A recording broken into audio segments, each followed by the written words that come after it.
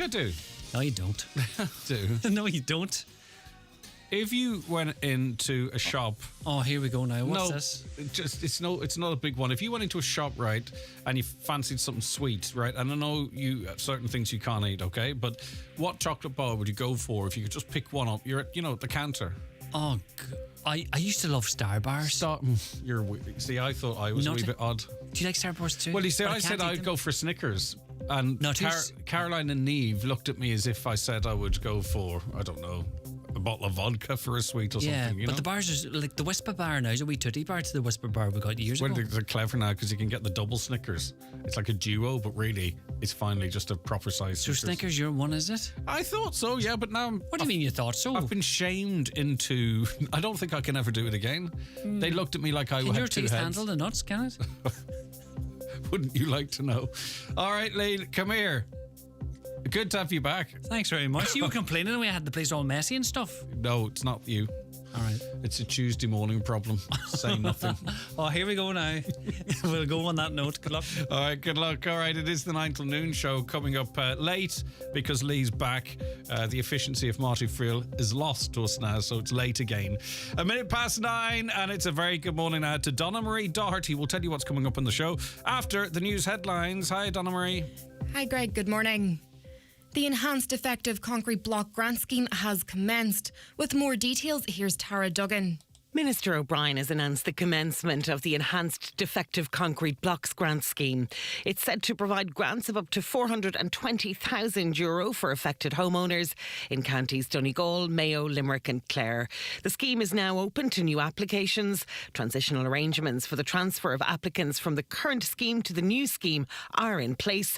This includes a retrospective benefit from enhancements made in the new scheme. The Housing Minister says it will mark a new beginning for those who need to remediate their homes.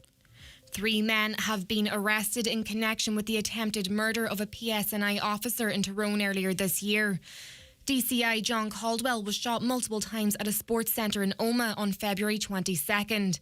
The PSNI say 3 men aged 45, 47 and 58 were arrested in Newton Abbey, Coal Island and Belfast this morning.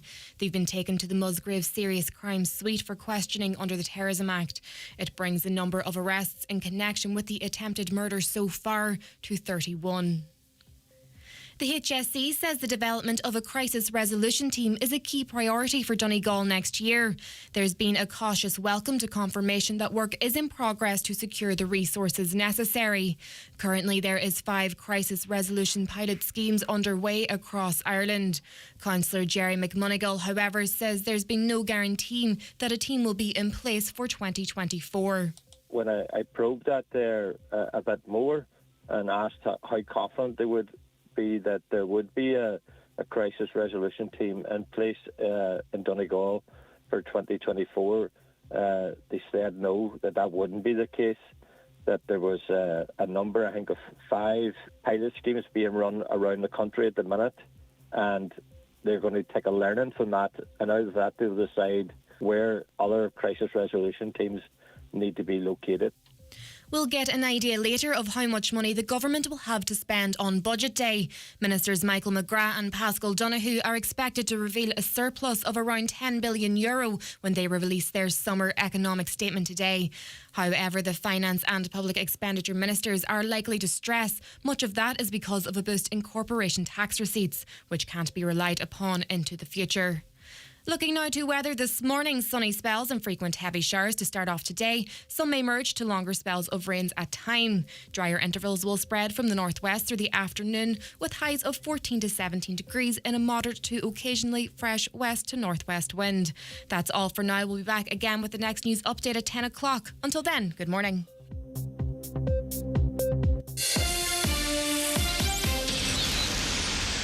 Purina One. Visible health for today and tomorrow. When a cat is healthy, you can see it on the outside. But do you know what makes them look healthy on the inside? It's your cat's gut microbiome, a dynamic ecosystem of trillions of microorganisms. Purina One by Fences balances the bad and good bacteria to help support their gut microbiome. Search for Purina One's blue pack online and in store.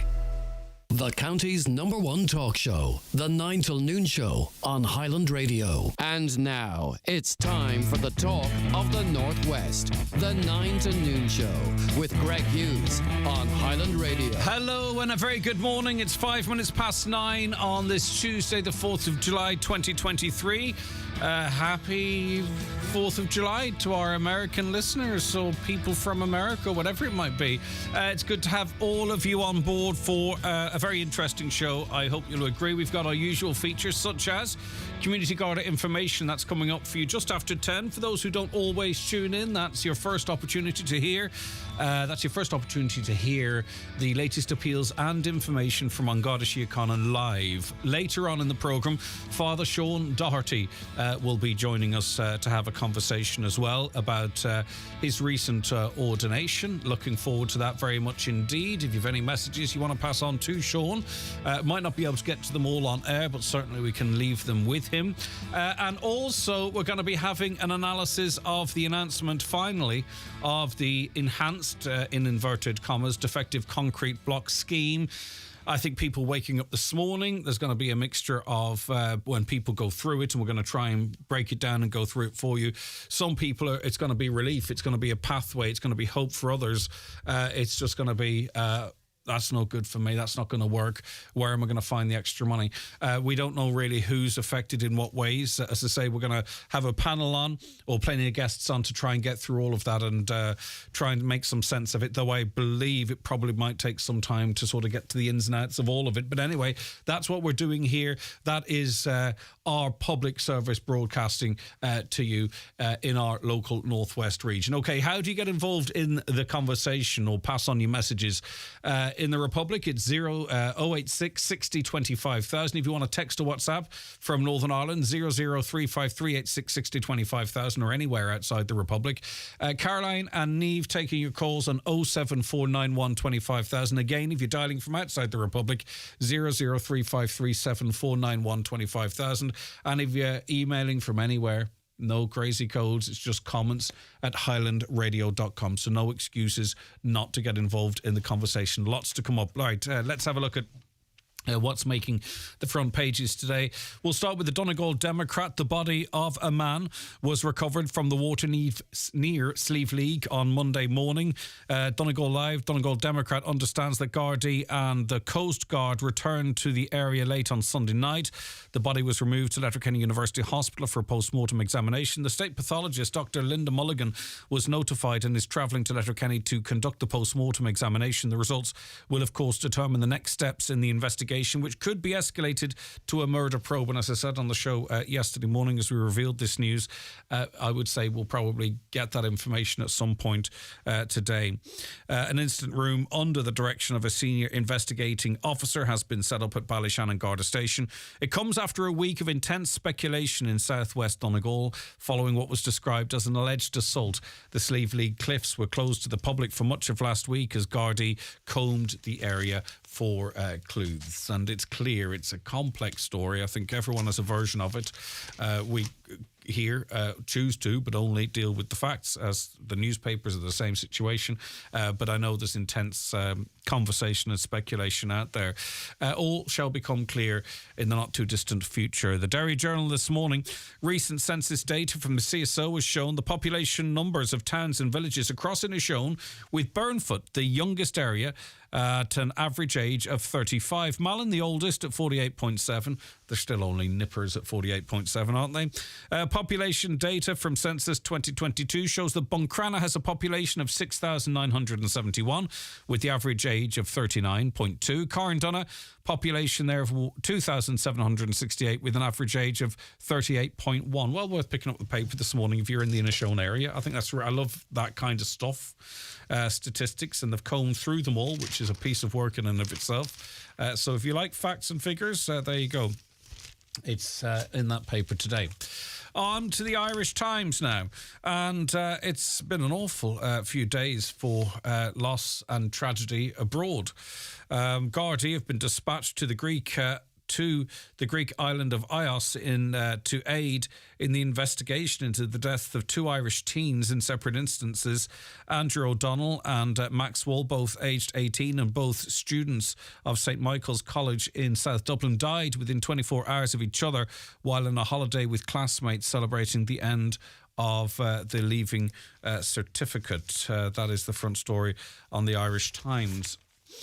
On to the Irish Independent today, and I'm purposely trying to weed through all the RTE stuff. There's going to be more of that later in the week with various hearings and what have you, but as there's still tons of coverage, but I'm trying to pick out other things just for this morning anyway.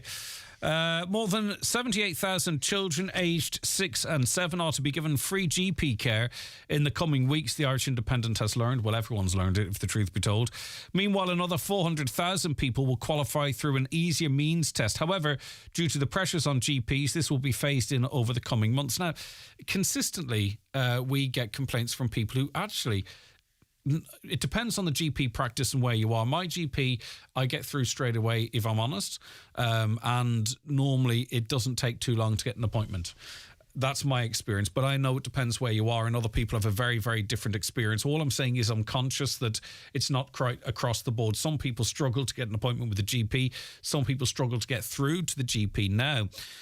When you have an additional 78,000 children and 400,000 other people able to qualify for a free GP card, it's inevitably, isn't it, going to put further pressure on that? All GPs don't necessarily have to sign up to this, but it's very lucrative, I would imagine. In fact, I have a fair idea that it is.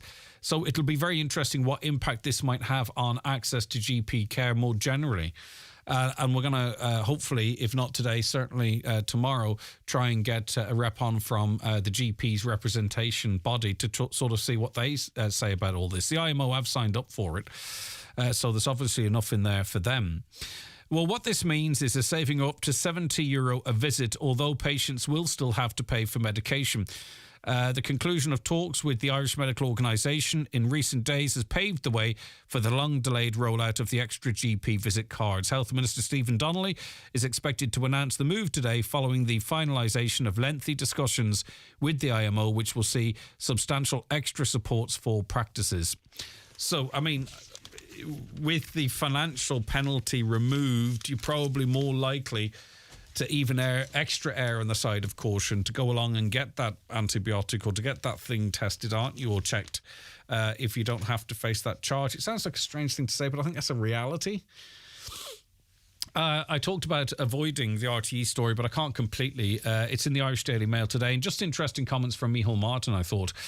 Micheál Martin is not in favour of salary caps at RTE, saying they can prove problematic in time, and said he instead wants to improve average pay at the national broadcaster. Now, I would say what he's referencing there is the concern that currently at the moment, a lot of the radio stations employ people on contracts, whereby they're external contracts, they're limited companies. It's not like that in stations like this, I don't think, anyway. It's certainly not the case as far as I know here.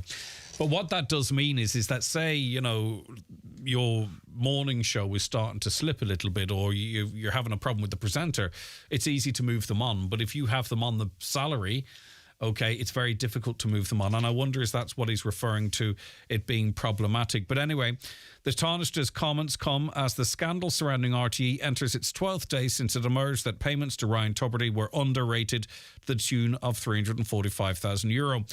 The government's expected to outline its view today on private members' bill introduced in the Seanad in a bid to cap the pay for RTE's top stars at $195,000. We were speaking to Senator Mullins on this yesterday.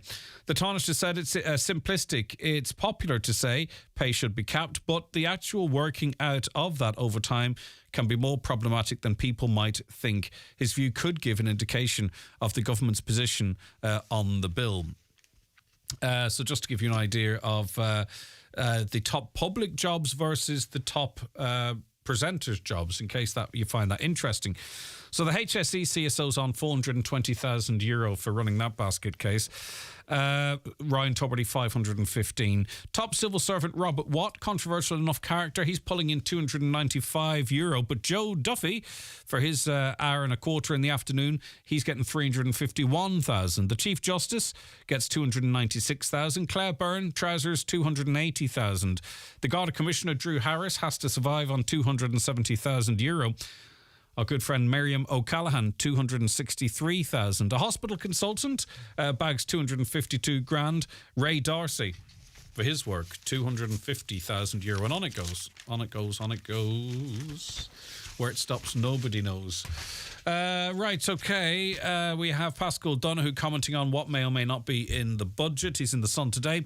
The government will not make the mistakes of the past and waste Ireland's bumper corporation tax haul.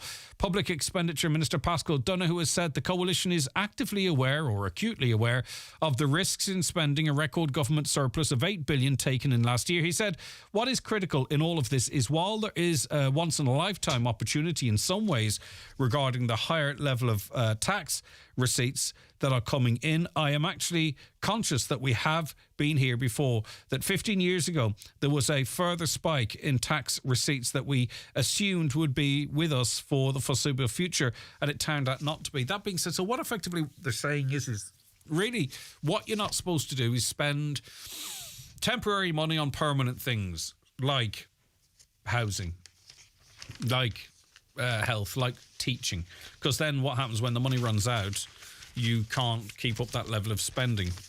I don't know, there has to be a way, but anyway, that's always the argument there. Let us look at the mirror. Do you like your passport? Do you like the harp on the front of your passport? I wonder if I had asked you before I said that, would you have known there's a harp on the front of your passport? I like it. I want my maroony looking passport with the harp on the front, but it could be going, and I wonder how much it will cost in consultancy fees to design whatever replaces it. But anyway, the Department of Foreign Affairs is considering changing the harp on passports to a design highlighting our diverse natural environment. A consultation was launched last week with any design change expected in the next few years. Red Sea has launched an online survey on the department's behalf, which takes around 5 minutes to complete. The list of animals suggested in the survey includes the curlew, the red squirrel, the bumblebee, Irish hare, and the barn owl. Meanwhile, plants include the shamrock, the bluebell, heather, St. Patrick's cabbage, the blackthorn and primrose. So would you like any of those things on the front of it instead of the harp? Maybe a little red squirrel for yourself, perhaps St. Patrick's cabbage? Or should we just leave it as is and spend the money it would take invariably on something else? Now, you wouldn't hand your passport in and get the new designed one. It would be as you renew them, but still, I think that's just someone's trying to come up with a problem that doesn't to fix a problem that doesn't exist there. Childhood friends of Derry Girls creator Lisa McGee have spoken of the mind-blowing success of the show ahead of the opening of a new exhibition. The new Derry Girls Immersive Exhibition, which opened to the public in the Tower Museum in Derry yesterday. Have you been? Let us know what it was like. Features props and set pieces from the BAFTA-winning sitcom, which follows the teenagers living in Derry in the mid-1990s during the final years of the Troubles. Fans of the show will be able to view parts of the original sets, including the Quinn's living room and kitchen, as well as props like Spice Girl costumes from season 3, the Child of Prague statue, and Ma Mary's rosary bead. So it looks like fun. You can go in and sit in there and get a picture taken. Have you been? Do you intend to go? Let us know. 086 60 25,000. Your WhatsApps and texts to that number, or give us a call on 07491 25,000. Right, okay. We are going to try now as best as we can. It's an extensive document and there's a lot in there, but we're going to now, after this break, try and see what's in this enhanced defective concrete blocks grant scheme. That's what the government's calling it. That's coming up after we take our first break of the morning. Please stay right where you are. The newspapers are courtesy of Kelly Centra Mountaintop Letterkenny, the 2022 C-Store National Off-Licence of the Year. The 9 till noon show is brought to you by Letterkenny Credit Union, offering low-rate car loans with fast approval. Apply online at letterkennycu.ie or in office today. Rejuvenate your skincare routine this summer with the Clarins Big Beauty Gift at McElhenny's. Purchase 2 or more Clarins products, 1 to be moisturiser or serum, and receive a choice of 3 free travel size products. Purchase a 3rd Clarins product and receive 2 makeup essentials. Offer available in store at McElhenny's and online at mcelhennys.com until July 16th, while stocks last. Bíonn sranga dó letrachas hartar de gúnaí, agus déitach se bheith contortach dal gardómh. Mar sin, cur ceistart féin. Bhfuil me cínte, go bhfuil se sábhailte? Bí a fear amach do ranga letrachas las tuas agus las tíos. Má bhíonn áras cur glíorn chian 8 náid 3 7 9 9. Seans go sábhaile se do bheatha. ESB Networks, bí sábhailte. Fan glán a ranga letrachas. Do you need a little extra help staying in your home? At Bluebird Care, we offer a wide variety of QMark-approved personalised home care services across Donegal. And our fully trained and committed staff will always meet your care needs with kindness, compassion and dignity. To get your personal home care assessment plan, visit bluebirdcare.ie or call our care team today on 07491 29562 and bring care home. Highland Radio time checks with Expressway. Travel Route 32 from Letterkenny to Dublin when you book online and travel for less. Expressway, bringing you the time at... Okay, time is 21 minutes past 9. Now we're going to talk about the, as it's called, Enhanced Defective Concrete Blocks Grant Scheme. We have invited Minister Darragh O'Brien onto the show. It remains to be seen if he will... He's unavailable. Okay, this is that's not going to go very well then, is it? He's not available at all. And also, we invited Minister Charlie McConalogue onto the show, but he still has a block on it. So we'll not hear from either of those two ministers, unfortunately, and we guarantee that we'd have given them a fair enough hearing. But anyway, that is what it is. We are joined, though, by people who are prepared to speak to the programme. Professor Paul Dunlop, Research Director for Geography and Environmental Sciences at Ulster University and a homeowner, of course. Professor, thanks for your time this morning. I greatly appreciate you joining us. No problem. Thanks for having me on, Greg. And also Lisa Hone, Chair of the MICA Action Group. Lisa, good morning to you. Thank you also for joining us. Hi, Greg. Thanks for inviting me on. Right, I'll start with you, Lisa. I mean, is this the type of document that it's going to take some time to go through and sort of really find out if it's going to be a benefit of a lot of people, or do you have a fair idea at this point what this enhanced scheme actually means for people? I think there's 2 levels there, Greg. I think in broad terms, we understand what the scheme is. I mean, obviously, we're familiar with the legislation, we're familiar with the regulations, and there's not a huge departure, as we would expect, for the scheme in terms of what it's going to deliver or not deliver for homeowners. I think you rightly point out that there is a lot of detail. There's a lot, those are big documents and there is a lot of detail. And we've always said the devil is in the detail with regard to this. So, yeah, we've only just had the documentation yesterday evening, like everybody else. So we've had time to sort of have an initial sort of read, but there's an awful lot of detail, especially with regard to the implementation that's not clear yet. And there's a lot of follow-up and a lot of questions that need to be asked of government and also the local authorities in terms of how this works for homeowners. So just a couple of simple questions, and pardon if some of these questions are so obvious it's silly, but there's a couple of things that we've talked about over the years, right? So say, for instance, the issue whereby it's external leaf only, but all the problems that come from doing that, whether an engineer might sign off on it or not, whether you might get insurance on it, has that been resolved? Because, like our engineers, for example, going to sign off on just outer leaves, or now is it all demolitions? Has anything in relation to that been addressed? Well, the 5 options still exist in the scheme.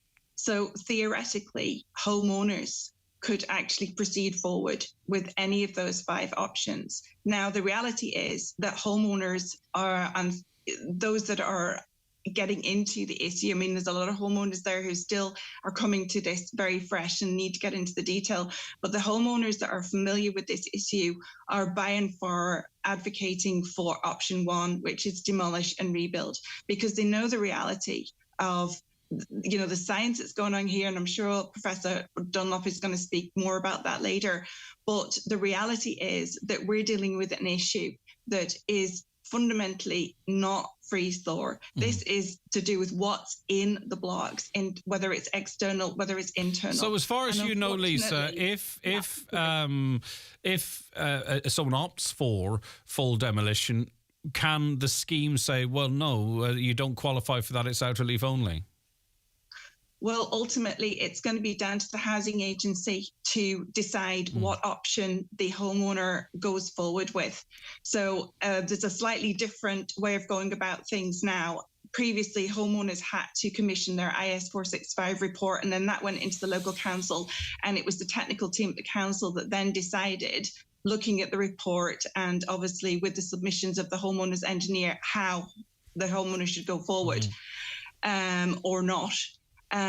Now, what is going to happen now is that the homeowner has to commission what they call a building condition assessment report. That's almost like the first section of what the engineers would do with regard to the IS 465 report. And should you meet all the criteria on that, then you will be able to put an application in to the housing agency via the local council, and they will then commission the whole sort of suite of testing and assessment, and it will be the housing agency through their engineers and their technical teams that then decide what option they feel is appropriate for the homeowners. Is there any reference to foundations in this new enhanced scheme? Because even if you were okay to proceed with the demolition, I know I wouldn't be building it on the old foundations, but I also know I couldn't afford to put new foundations in, so I would be banjaxed. So is there any reference to foundations in this enhanced scheme? Well, Greg, you've just highlight one of the absolute main issues with this scheme. It's absolutely one of the most serious flaws in the scheme, in that it does not address the issue of foundations. So at the moment, we just don't have sufficient scientific research because government has, not commissioned it. Finally, after huge amounts of pressure, and obviously huge credit to Paul for actually pushing on that one. But, there is research going on now, but we just don't have the insight. Yeah, but who would lay a block? Sorry, Lisa, I just want to move it along. And I hope you don't believe me to be ignorant. That's not my intention. But who would lay a block or a brick on the foundations that they've just tossed these crap blocks off of? I mean, no one's going to. Yeah. But I don't think anyone. Well, maybe they might, but I certainly wouldn't. I agree. I entirely agree with you. I entirely agree with you, Greg. And that's a fundamental issue because the reality is that homeowners do not know whether the foundations on which they are being pushed to build on are fit for purpose or not fit for purpose. That is the fundamental question. And the government at the moment is not addressing that. They're just giving out a blanket statement saying expert opinion is that foundations are fit for purpose. However, that opinion is not scientifically reinforced. So we have this situation where the government wants to push the scheme and push homeowners down a route, but yet the homeowners understand that how can I possibly build on a foundation if I don't know whether it's fit for purpose or not. And it is one of the major roadblocks in this scheme as it stands at the moment. And you rightly say there's a whole lot of homeowners who will not proceed, either because they don't know what to do, they don't have the monies to finance it. The government should have taken a far more conservative view with regard to not having the scientific information available. It should have been, if in doubt, take it out. Support the homeowners to move forward with that 100% assurance that what they're building on is fit for purpose. And this issue down the line is never going to reoccur again. Sorry. I'll come back to you. No, I want to come back to you because we've got a bit of time and hopefully you too. I just think it's really remarkable. I'm not asking or expecting you to comment on it, but I think it's absolutely remarkable that we have a scheme, multi-billion euro scheme finally announced for this problem, and this problem is primarily at least started in Donegal if we're not the worst affected, and you don't have either the local minister or the housing minister prepared to come on and welcome it or talk about it. I've never experienced anything like that in my life. I don't know if that's telling or just people happen to be busy or whatever the case might be, but it certainly throws up quite a lot of questions for me. I mean, you should be coming on and going, wow, we finally brought this through, we finally delivered it, and yet it's announced and no senior government reaction to it at all. It's really quite remarkable. Professor Paul Dunlop is, as I say, Research Director for Geography and Environmental Scientists at Ulster University and, of course, an affected homeowner. Paul, your initial reaction to this, as I say, I don't know if there's any surprises, but we actually have this document now. We have this scheme. What's your initial reactions? My initial reaction would be, at least now people have final clarity about what's available to allow them to either move on or at least calculate where they're going to be. So that's my initial thought, because this has been a very long delayed thing since I remember being in the Dáil last year giving scientific evidence to the Housing Committee. For the day that was meant to be pre-legislative scrutiny, which it wasn't. But the whole idea of that was, we need to get this through quickly because we need to get people's homes fixed. But there's been information drip-fed to the public the last year, and nothing has really changed. But at least it's there; it's black and white, so people can now go on and see the rates that you get for your home. So if your home's up to 180 square meters, you get €2,045 per square meter. Above that, you get less. So interestingly, they've brought on a sliding scale again. There was a lot of kickback from that, if you remember.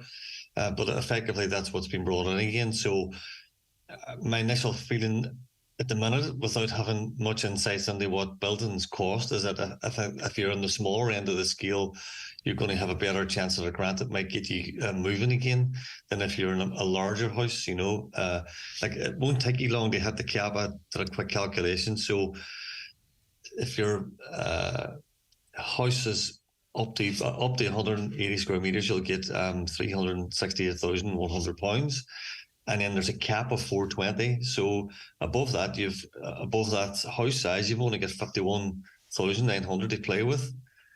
You don't have much more. So I think people in bigger homes are going to be really disappointed by this, because they're going to be left significantly short in terms of a redress scheme that's been promising to give people 100%. It's not. It's definitely not. Smaller homes probably could be there or thereabouts, depending on the sort of specifications they have in their home. But you got to remember to take out the people who went through stage one already. You're going to lose $6,000 or thereabouts from your testing fees that comes off the top of your grant. Then you got to take on the fees for your engineer or your architect or your what are they called now? There's like 3 different types of professionals. A quantity surveyor or a chartered surveyor can be part of it as well. So depending on what their fees are, that's going to take a chunk out of the grant as well too. And then if you decide, for example, that you're not prepared to build on your foundations because your foundation concrete came from the same supplier as your blocks that your house is falling apart from, then that's an additional cost. So I think in the next few months, you're going to get a clear idea of how this grant's going to fall out for people. But there are at least a bit of hope now today that people can go and actually start calculating what they're going to get, and they can start talking to builders and see if they're going to be there or thereabouts.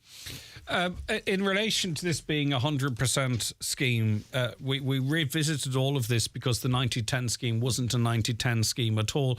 I'm just confused as to, in terms of, the demolition, inevitably foundations having to be changed and the rebuild cost.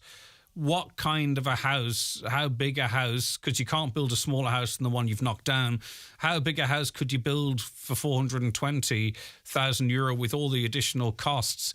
I mean, maybe if you've got a 3-bedroom bungalow, could you possibly change the foundations and rebuild the house back to the way it was before you were infected with this defective material?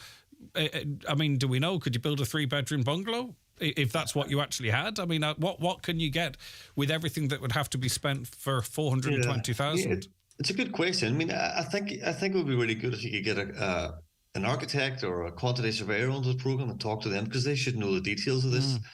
I mean, I know that ultimately defective homeowners have been given a rate by the SCSI rates. But I mean, well, that reflects reality on the ground. They could tell you better than someone like myself. I'm not involved in that end of things. But if it's definitely clear that the rates that are being given are higher for the smaller end of the homes in Donegal than the higher end, the ones that are larger.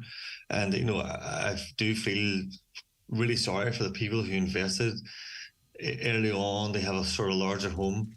They're going to be out. Well, you see, the thing is, and I'll bring Lisa back into a second, especially with this sliding scale being brought back in, it doesn't really talk to how things work in this county, how people might afford to build a larger home, because it sort of presumes that if you have a larger home, you are better resourced, but that's not always the case. Like, you might have someone who lives their life somewhat differently or is very handy that's able to build a larger home compared to what I might be able to, because I'm going to have to sort of get contractors and stuff to do it. But this sort of talks to the fact that if you have a larger square footage, then clearly you've got better resources, or at least you should have. But that's simply just not a reality here. I mean, it's really flawed assessment from the government, if that's what they're thinking is. Ultimately it doesn't matter if people build bigger houses or smaller houses. Your circumstances are what your circumstances are, and if you're early on you could afford to build a larger home, it's absolutely no fault of yours that you were supplied defective blocks from aggregates that were non-compliant under EU regulations, and your house is now falling apart. I mean, it's a real travesty.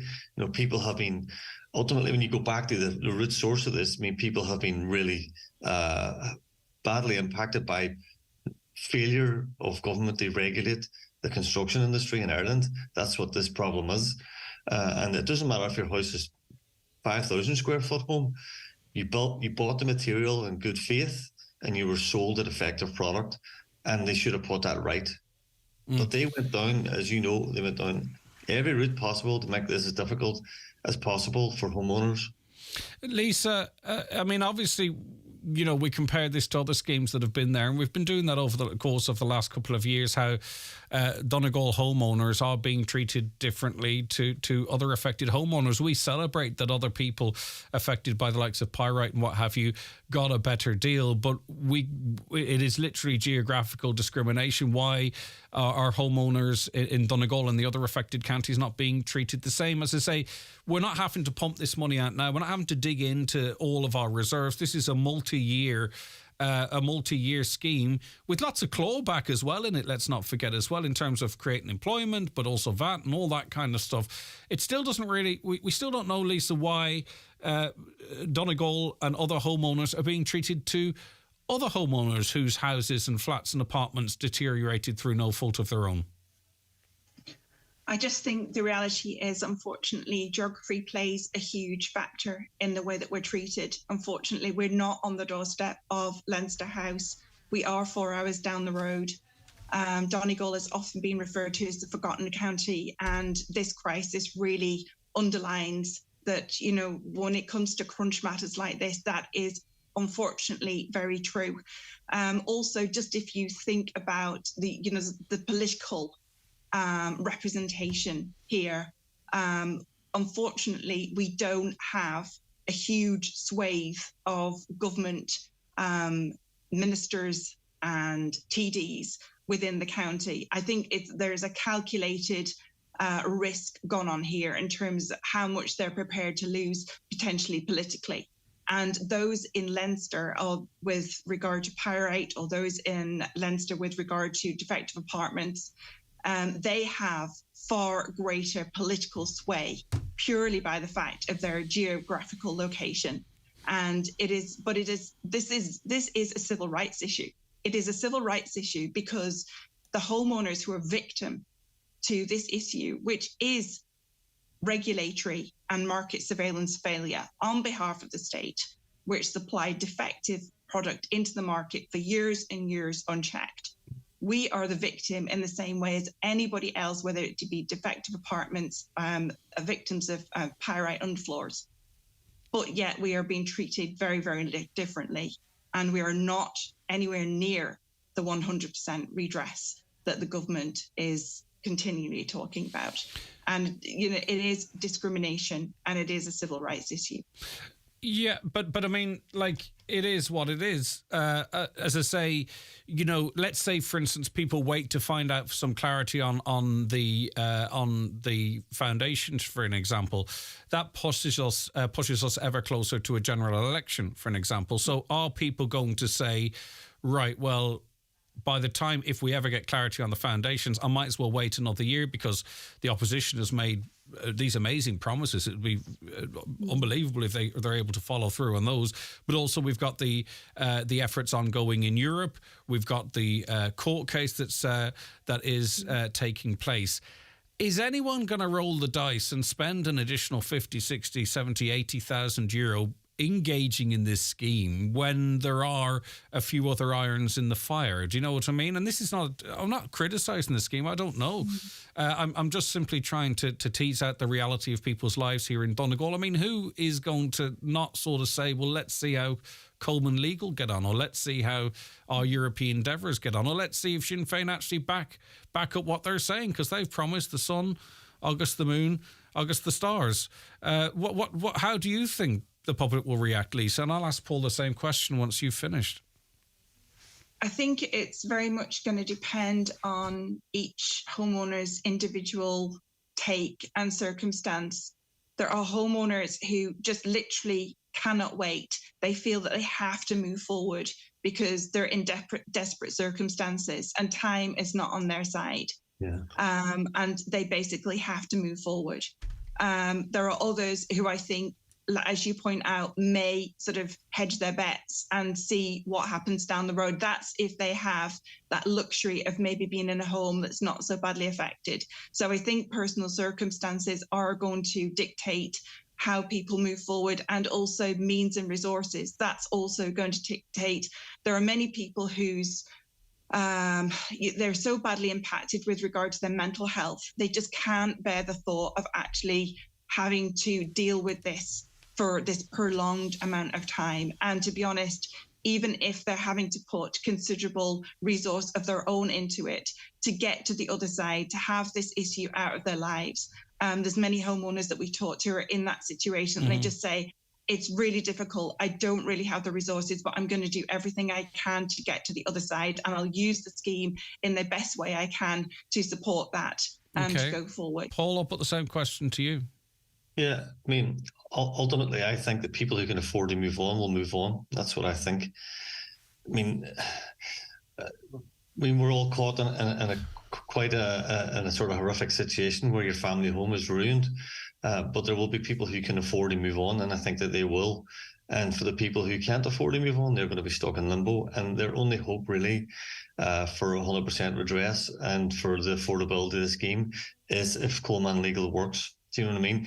Even though the endeavours in Europe are happening, those endeavours are really about trying to stop this happening again in the future. Like the European Commission, from my understanding of being there with them, they will not be acting retrospectively or trying to go back to the Irish government going, you know, you actually need to do right by these people and give them a full 100% redress. This is clearly about one thing only from their point of view, is to understand market surveillance in Ireland and ensuring that it's not a paper exercise, but it's something that is working effectively. And we clearly know that it's not, because we've seen Mairead Phelan from the Market Surveillance Office down in Dublin stating that it's a national emergency.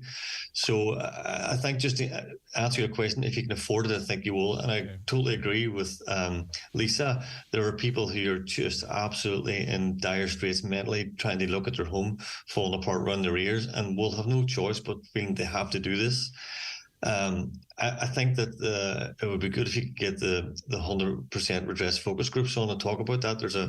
We'll over the coming days for sure. Yeah, because there's a group doing work on the banking side and on the finances of this, you know. And what's really disappointing in this legislation is that the banking sector and the insurance sector have got off completely scot-free. So, you know, they need to come to the table to help people move on with their lives as well too. Okay. Professor Paul Dunlop, thanks for your time. I really do appreciate you taking the invite. Are you all right to hold for a second, Lisa, are you? Yeah. Okay. All right. I'm going to take a very quick break, and then if Councillor Martin McDermott's going to be joining us then as well. Watch the show live now on YouTube, Facebook and at highlandradio.com. The 9 till noon show is brought to you by Letterkenny Credit Union with monster loans available up to €60,000 for all occasions. Visit letterkennycu.ie. When I got my leaving cert results, I was like, oh, what am I going to do now? Like, I was a little bit stuck for a while. I didn't really know what path I was going to go down. I'm so glad I did the PLC instead of going into a course that I wasn't 100% sure on. And I really enjoyed it. I'm literally recommending it to all my friends now. Choose the path that's right for you. Choose further education and training. Learn more at thisisfet.ie. Transform your home with a visit to McGinley's Furniture, Letterkenny, located at the Portlink Business Park just off the Port Road. You'll find a huge selection of top-quality suites, beds and mattresses, also slide robes and custom-made dining and occasional furniture, with prices to suit every budget. See the great choice for yourself at our showroom, McGinley's Furniture, Portlink Business Park, Port Road, Letterkenny. Click mcginleysfurniture.com. We're sorry to inform you of yet another delay. No, not the train this time, it's John. He's delayed getting his eyes tested. If he's accidentally sat in your lap, knocked over your suitcase, or kissed you instead of his wife, we can only apologise. John has now been informed that eye tests and glasses from the €69 range at Specsavers are free with PRSI or medical card. So there's no need to delay booking an appointment. Find out more at specsavers.ie. John, can you get off my lap? Okay, so as I mentioned, just to be absolutely fair, believe it or not, I do try and be. We invited Minister Charlie McConalogue on, but he sent a text. He's not available to come on. He says, I would love to, but as I've made it very clear previously, I'll be not talking any further to Greg Hughes, as I've made it clear that his show is infused and dominated by his views on all issues and is biased entirely towards his own views on every matter of importance. It's an unfortunate situation that our county can't get impartial coverage when he's presenting on what is the only morning show in the county. So that's Minister McConalogue's review of this show. Not glowing, I have to say. Now, what I would suggest is you listen to any programme, be it Liveline, Claire Byrne, any show whatsoever, where issues of the day are discussed. And those issues are not driven by the presenter. They're driven by listeners, concerned groups, families that represent people with autism trying to get services, people who are trying to engage with the health service, people who are campaigning for roads infrastructure. It seems now that if you give those people a voice, that you are being seen as being impartial, or you're seen. And now, personally, if I am, I apologise. It's never my intention. That's not what I come across at, or that's not what I try to do. I'm not a shock jock. It is literally to give the people of Donegal and North West a space where they can express their views. Not for me to express my views. If there is glaring issues, it's impossible not to comment. But you listen to any other show, and it is precisely the same. Any other independent station, any other call-in show, listen to it and you'll hear it's presented pretty much in the same fashion. But anyway, I fully respect the Minister's views in that regard. Right, Councillor Martin McDermott, and I do appreciate you speaking to me, Martin. What is your views on all of this? Not when I say on all of this, I'm certainly not going to stick it to you. I don't mean the text, Martin. What's your views on all of this as it relates to the more important issue of this scheme and the people it affects? Good morning, Greg. Good morning, Lisa. I think it's an important day, Greg, for a lot of families because, particularly over the last 6 months, we've been in a situation where we've been constantly waiting on regulations to be enacted. And families that have went ahead and started building, demolishing and rebuilding, remediating their homes, dependent that regulations was going to be enacted in March, April, May, June. Now it's July.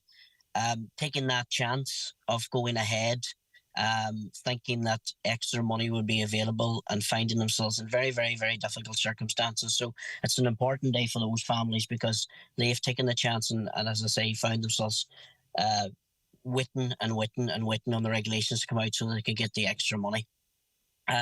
Look, it's the regulations, the guidelines, they're all out there now. I suppose they're nothing particularly massively new. What we had going back to March time. There are some changes. There was over the last 3 or 4 weeks, there's been quite a lot of engagement with the department. I suppose from our perspective, from Donegal County Council's perspective, we would have been disappointed that the engagement with ourselves has been so late in the day, in the 11th hour.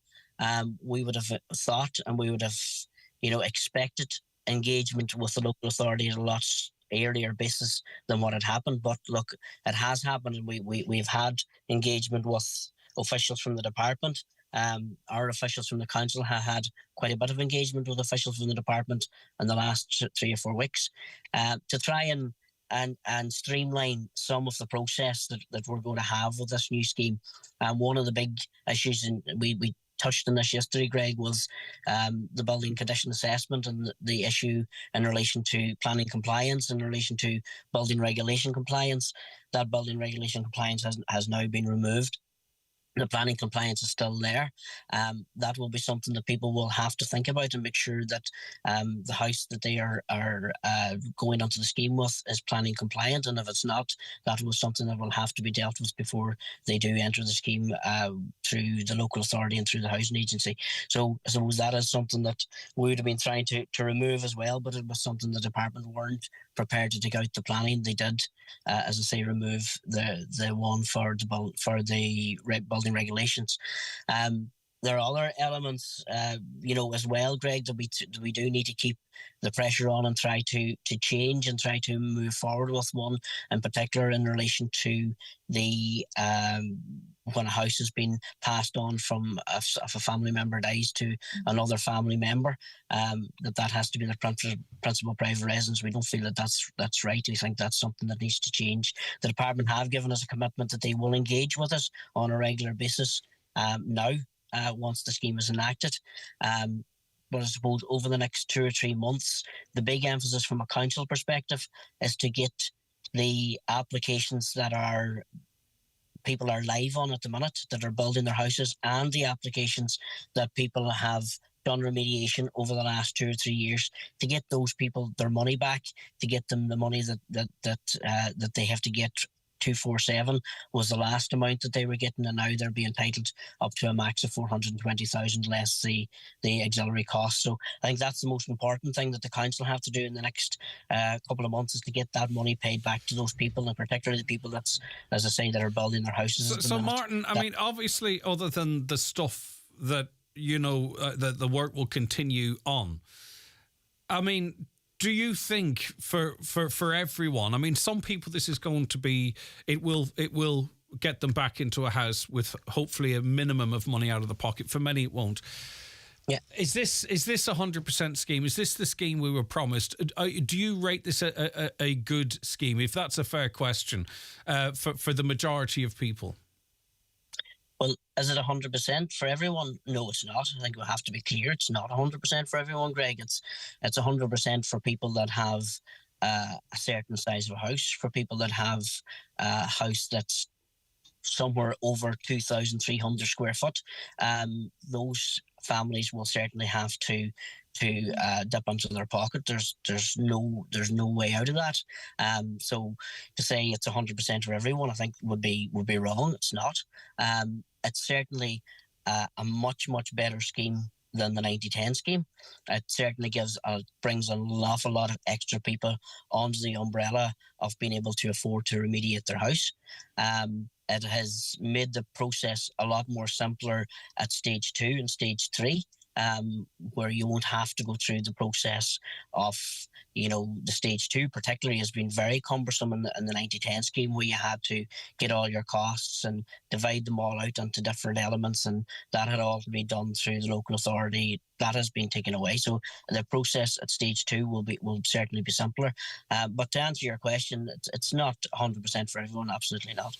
All right, okay, but the work continues. All right, thank you very much indeed, Martin. I genuinely do appreciate you coming on the show, and I hope me and you always have a fair Absolutely. and balanced exchange. Thanks. Thank you, Greg. Take care of yourself, Martin. Right, Lisa, last word to you then. As I say, and I think Paul made some good suggestions about looking at of other avenues and working groups that are ongoing, but at least we have some sort of we have something now, and people can see what is in it for them, how they can make it work, whether they want to work with it. That sort of anticipation in the last minute we have, Lisa, at least we have something we can get our teeth into, whether it tastes good or not. Yeah, I think so. I think like the uncertainty, the endless delays, the missed deadlines, I think that's been a very, very cruel process for homeowners, very frustrating process for homeowners. And I think there is relief that even though it's not everything that homeowners wanted and needed, it certainly is definite. And now they can get to grips with, obviously, the reality of a scheme as opposed to promises and pledges. This is real now. And for those people who have not even been able to go near the scheme, there's an opportunity there now. There's a lot of people locked out because they just plainly could not afford, thousands of euros to commission IS 465 engineers' reports. Okay. For those people now, there is a pathway forward. So I think now, we need to take this away. We need to digest. Everybody concerned needs to, read the questions and answers, read the guidelines, get into it. Probably the Your Questions and Answers is probably the most friendly version. If homeowners are thinking, how does this work? Where do I start? I would recommend them to go to that. And then they will understand how it affects their particular situation. Okay. Lisa, thanks for your time this morning. I appreciate it. Take care of yourself. Lisa Hone there's chair of Micah Action Group. Okay, we'll be back with more on your 9 till noon show. After 10, we've got Community Garda information. Then later on, Fr Shaun Doherty will be joining us for a conversation. Stay tuned for all of that. We're heading towards the news now. The 9 till noon show with Letterkenny Credit Union. Simplify your debts with a debt consolidation loan from Letterkenny Credit Union. Call us on 074 910 2126 or apply online via our app or in office today. For great value in suits, visit Watson Menswear in Letterkenny. Top labels like Rima Zumo, White Label, Spectre and Daniel Graham. For the finishing touch, there's also a great choice of shirts, ties and footwear. Extra reductions for all wedding parties. At Watson Menswear, open 7 days a week on Main Street, Letterkenny. See watsonmenswear.com. Planning on renovating your garden this summer? Then look no further than Daleside Garden Furniture. With a full range of sizes and garden sheds, wooden and steel, summer houses, playhouses, outdoor canopies, fencing and much more. Find us on social media. Made to measure and one-off designs are our speciality. Call today on 087 112 4766. No matter how busy we are, how can we make the most of our lives each day? By spending quality time together or spending time giving back. However you spend each day, spend it doing what matters to you with Debit MasterCard, because a life well spent is truly priceless. Learn more at mastercard.ie. Step into summer with green shoes. Check out their large selection of summer sandals from favourite brands like Birkenstock, Doc Martens and Echo.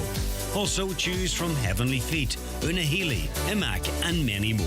Shop LK and One for All vouchers accepted in store. Green shoes at Market Square, Letterkenny Shopping Centre and in Fulcara. Or shop online at greenshoes.com. The 9 till noon show is brought to you by Letterkenny Credit Union. Digital loans now available. Apply online or via our app today and get your loan transferred directly to your current account.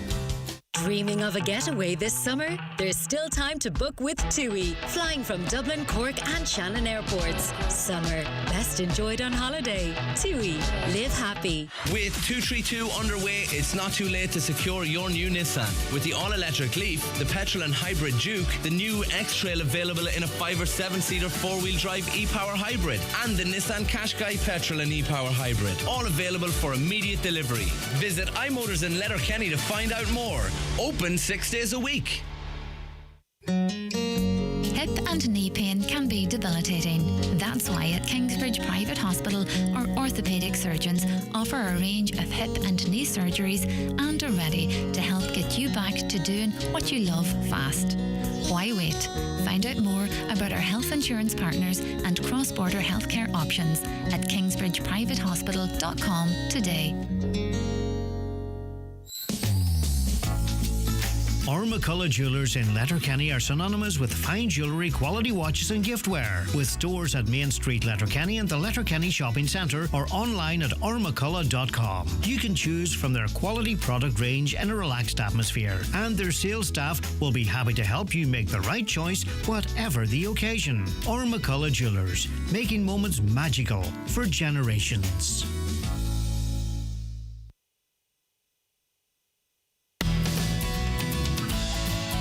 Broadcasting throughout the Northwest and across the world online. This is Highland Radio. Dogu do Station, Highland Radio.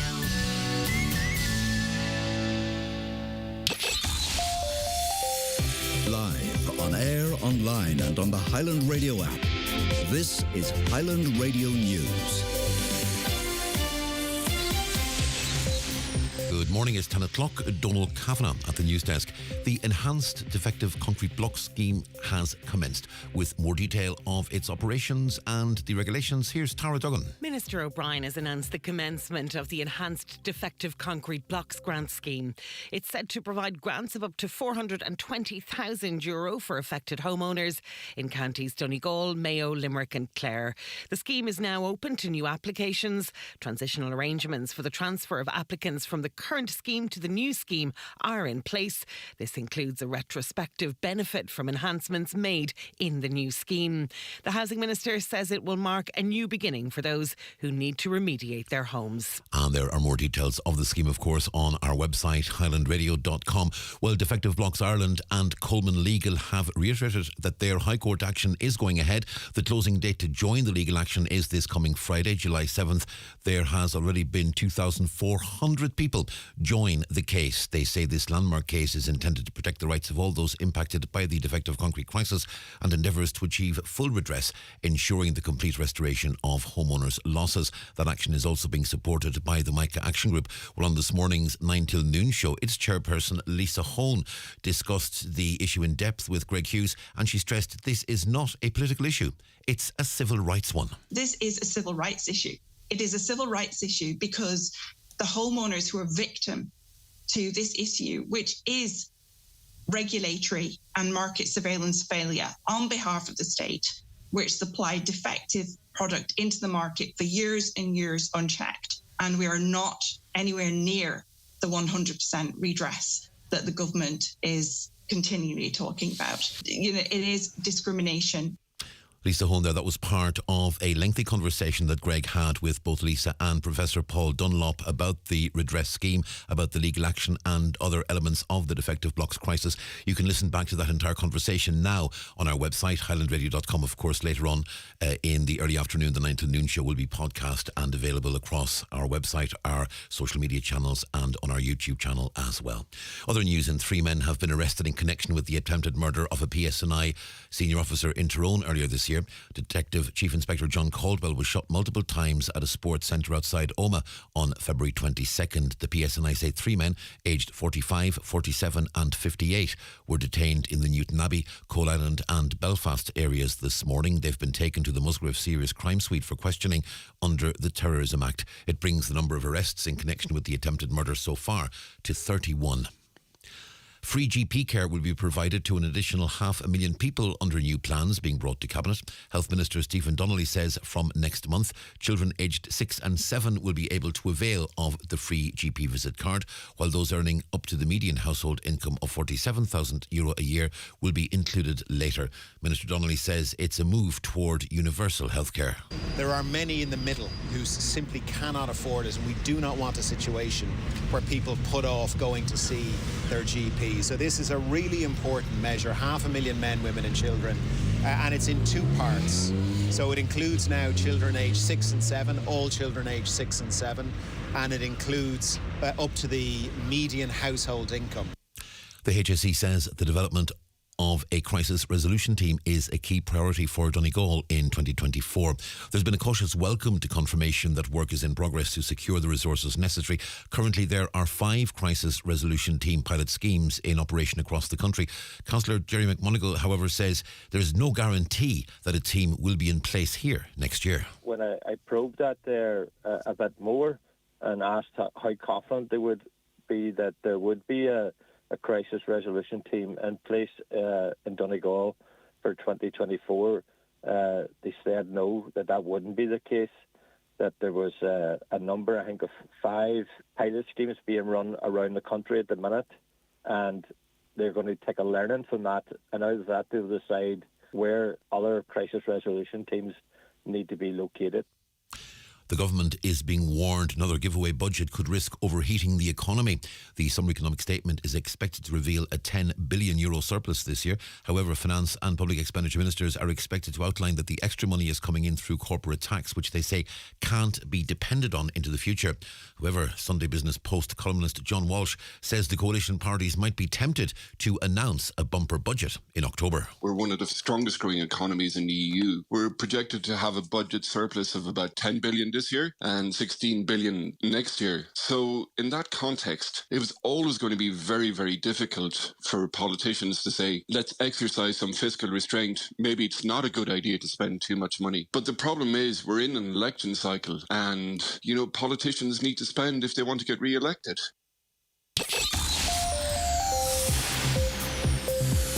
Weather forecast: sunny spells and frequent heavy showers at first. Some of those showers may merge to longer spells of rain as the day goes on. Drier intervals will spread from the northwest through the afternoon. Highs today 14 to 17 degrees Celsius in moderate to occasionally fresh west to northwest winds. That's Highland Radio News. Back with news again at 11 o'clock. Until then, from the news team, good morning. The Obituary notices this Tuesday morning, July 4th. The death has taken place of Joe Mullen, 15 Croghan View, Strabane, reposing at his home tomorrow from 2 o'clock. Funeral leaving his home on Friday at 9:25 a.m. for Requiem Mass in St Mary's Church, Melmount at 10 a.m. Interment afterwards in the adjoining cemetery. Donations in lieu of flowers, please, to the Foyleside Hospice, care of Quigley Funeral Directors, Strabane. Family time, please, from 11 p.m. to 11 a.m. The Requiem Mass can be viewed live via the parish webcam. The death has occurred of Father Carlo Centra, the Shilling Church Bray Fawn. His remains will be reposing at his late residence today from 3 o'clock. Removal on Thursday afternoon at 2 p.m, going to St Mary's Church, Cockhill, arriving at 3 p.m. for reception prayers. Requiem Mass on Friday morning at 11 a.m, followed by interment in the adjoining cemetery. Family time, please, from 10 p.m. to 11 a.m. Family flowers only, please. Donations in lieu if desired to Buncrana Community Hospital and Nazareth House Fawn, care of any family member or Murphy Funeral Directors. Father Centra's Requiem Mass can be viewed on churchservices.tv. The death has occurred of Tessie Dolan Nee McHugh, 23 Trina Mongan Road, Ahiarn. Remains are reposing at the family home. Funeral from the family home tomorrow morning at 10:30 for Requiem Mass at 11 a.m. in St Patrick's Church, Ahiarn. Interment afterwards in the adjoining churchyard. Family flowers only, please. Donations in lieu if desired to Palliative Care Altnagelvin Hospital, care of any family member. Family time, please, from 10 o'clock tonight and before the funeral tomorrow morning. The death has occurred of Cecil Greer, Hillcrest, Remelton, Donegal. Remains reposing at his late residence. Funeral service in Remelton Presbyterian Church at 2 o'clock tomorrow afternoon, followed by interment in Bank Cemetery. Family flowers only, please. Donations in lieu to Donegal Hospice, care of any family member.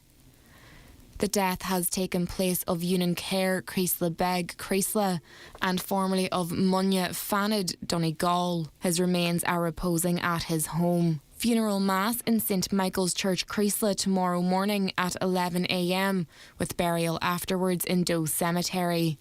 Mass can be viewed on mcnmedia.tv. Family time, please, from 10 o'clock tonight and on the morning of the funeral tomorrow. Family flowers only, please. Donations in lieu, if desired, to the COPD Foundation, care of any family member or James Harkin Funeral Director. The death has occurred of Denise McDade, Mendoran, Clonmany. Her remains are reposing at her parents' residence, Mendoran, Clonmany. Funeral from there tomorrow morning at 10:30, going to St Mary's Church, Clonmany, for Requiem Mass at 11 a.m. Interment afterwards in the new cemetery. Family time, please, from 10 o'clock tonight. Family flowers only, please. Donations, if desired, to Ard Avon Alzheimer's Unit, Carndonna, care of any family member or McFeely Funeral Directors. Denise's funeral mass can be viewed live on churchservices.tv. The death has occurred of Madge Boyle, Stracastle, Glenties. Her remains are reposing at her residence. Funeral Mass tomorrow morning at 11 a.m. in St Connell's Church, Glenties, with burial afterwards in the local cemetery. Family time, please, from 11 p.m. Funeral Mass can be viewed live on churchservices.tv. For more details, including any family health guidelines for wakes and funerals, please go to highlandradio.com.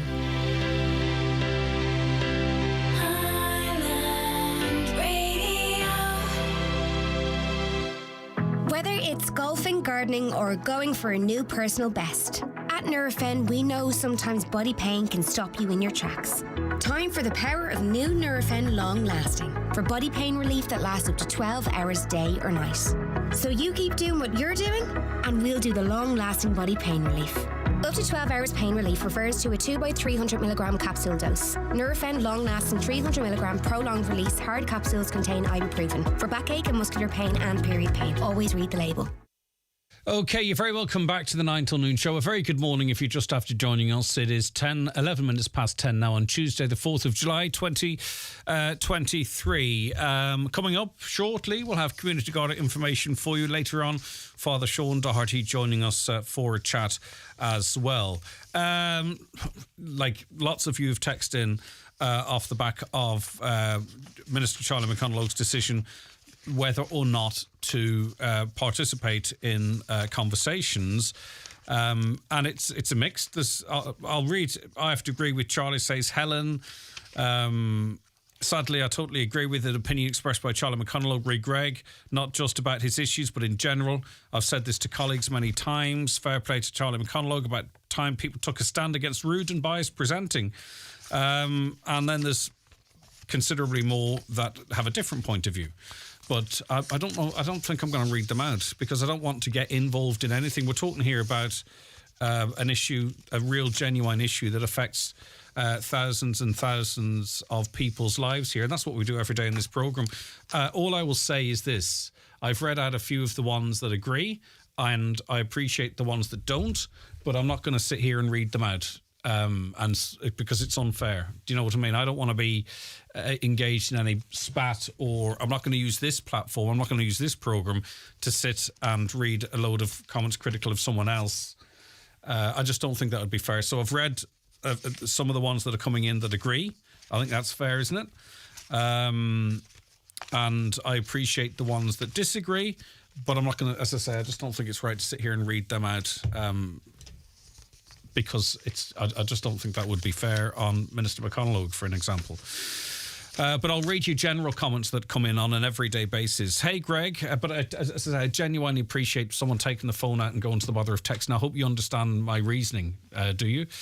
Hi, Greg. We've just received the okay to... I'm a very normal, actually, very normal person. I'm not really interested in being... I genuinely try and come in here and use this platform to try and do something positive.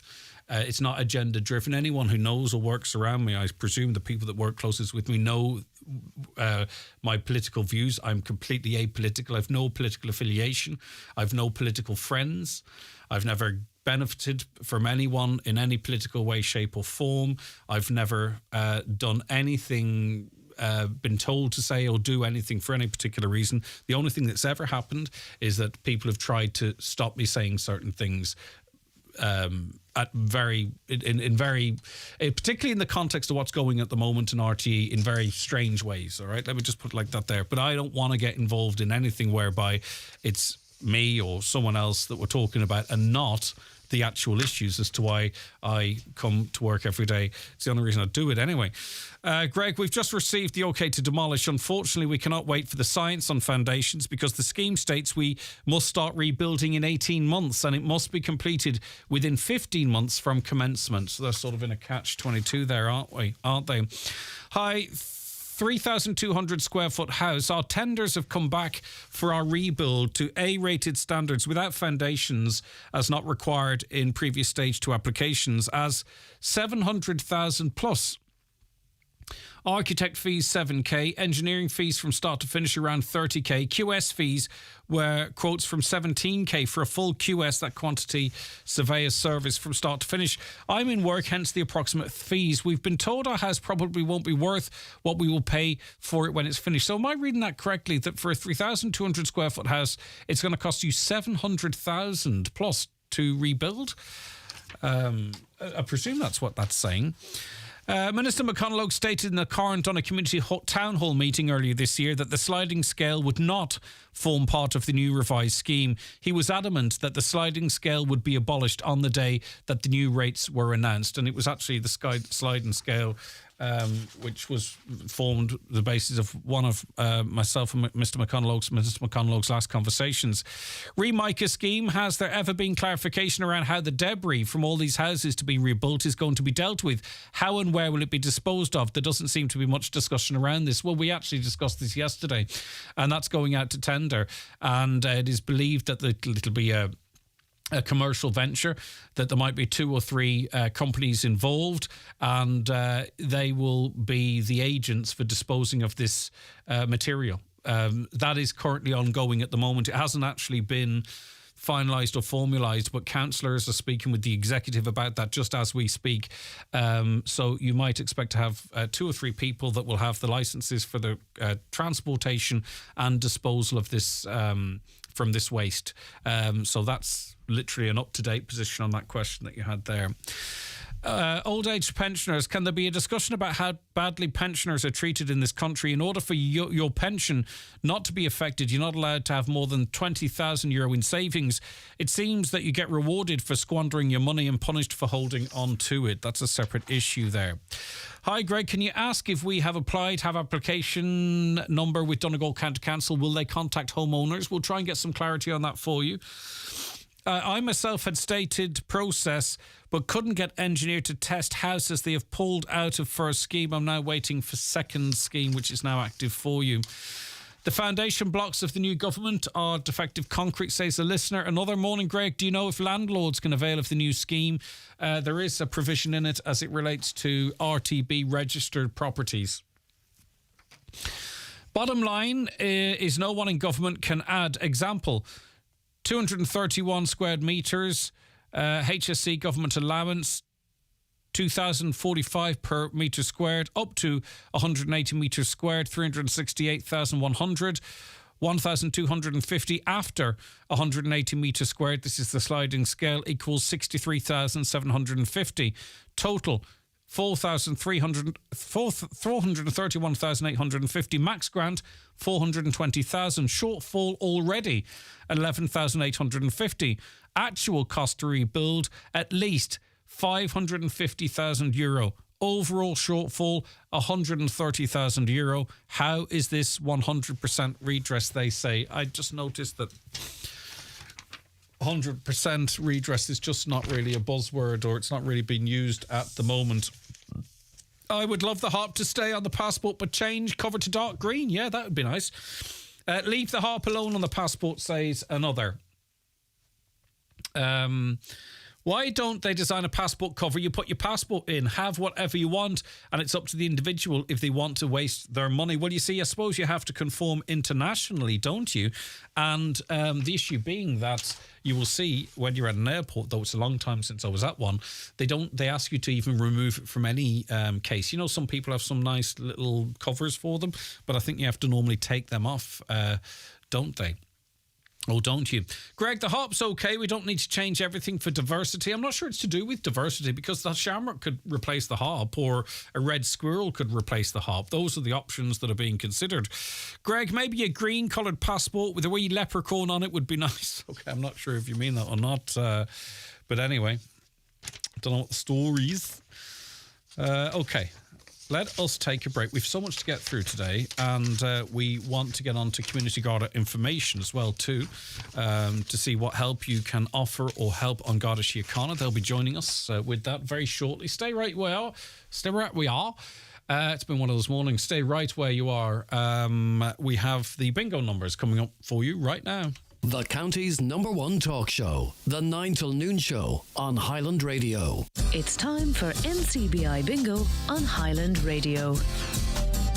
It's Tuesday, the 4th of July. You're playing on a brown coloured sheet. The reference number is S12. It's game number 27. The numbers are 84, 61, 13, 62, 27, 82, 64, 63, 58 and 65. Phone your claim to 9104833 before 8 p.m. tonight, leaving your name, contact number and the name of the shop where you purchased your book. Get all your NCBI Radio Bingo information at highlandradio.com. New this week at Home Store and More. All outdoor cushions are all half price. But better hurry, because when all the half price outdoor cushions are gone, they're gone. Also, all photo frames, all wetsuits and summer toys, and all outdoor heating are still all half price. But when all the half price photo frames, wetsuits and summer toys, and outdoor heating are gone, they're definitely gone. Drop by your local Home Store and More, or visit us online at homestoreandmore.ie. New store now open in Frascati Centre, Blackrock, Dublin. Home Store and More. A happy home. Hi, Paddy here at Shane Conley Cars in Donegal Town. Are you looking to upgrade your car? With Shane Conley Cars, you'll find makes and models for every budget. Great finance options, and we also accept trade-ins. Check out ShaneConleyCars.com or call in to us at Shane Conley Cars from Lonaher Road, Donegal Town. All men's wedding suits packages are now 20% off. Just book your wedding suits before August 31st and get a whopping 20% off. Don't stand still.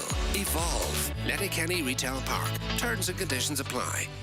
The 9 till noon show with Letterkenny Credit Union, now offering mortgages from 40,000 to 600,000 euro with no hidden fees or transaction charges.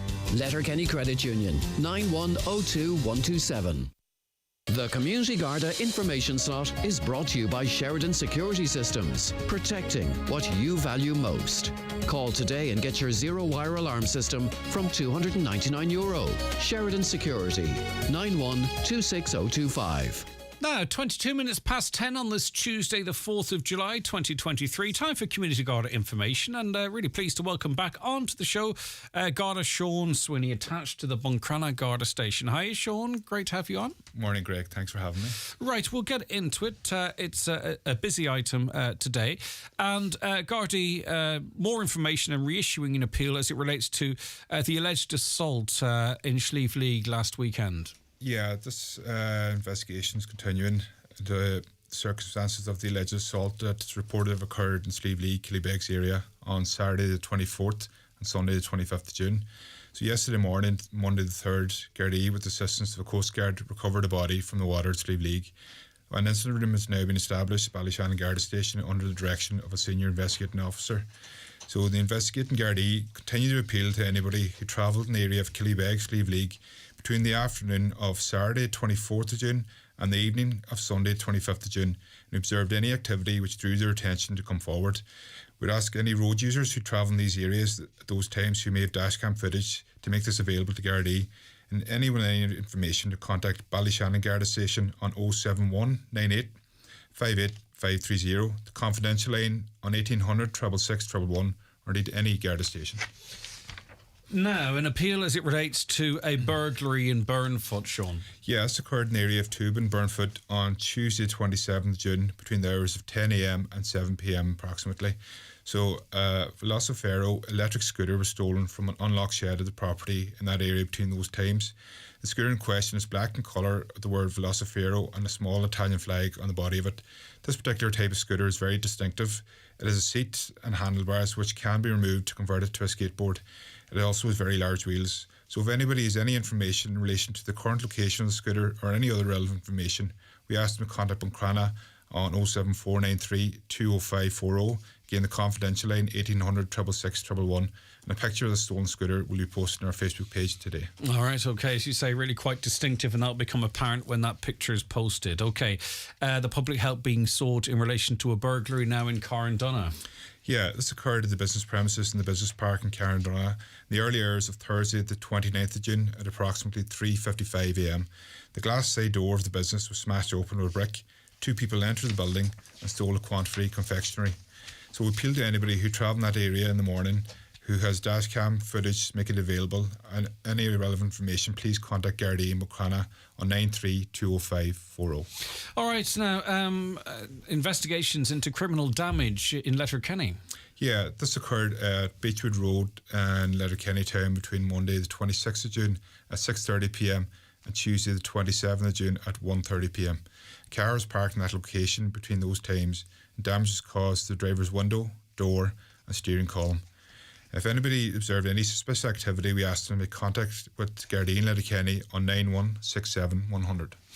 All right, okay. Now we'll move on to criminal damage in the Greencastle area, I believe. Yeah, this happened on the Lower Road, Shrewve, Greencastle, between 11pm on Wednesday the 28th of June and 6:30am on Thursday the 29th of June. The front of a house at that location was spray painted and a rear window was smashed. No entry was gained to the house. So we're appealing to anybody who may have observed any suspicious activity in that area between those times to contact Gardaí Buncrana. Again, 9320540 or the confidential line 1800 666 111. All right, and on that third criminal damage appeal, it's down to Letterkenny again. Yeah, this occurred in Windmill View shortly after 3am on Sunday the 2nd of July. A male entered the driveway of a house in that area and he proceeded to smash the back windscreen of a car with a bottle. He then kicked the wing mirror off the car before leaving on foot. So again, we're appealing to anybody who may have travelled in that area whose dashcam footage to make it available and any relevant information to Gardaí in Letterkenny on 9167 100. Right, okay. Now, theft of tools, I believe, at Nilty Blaney Road.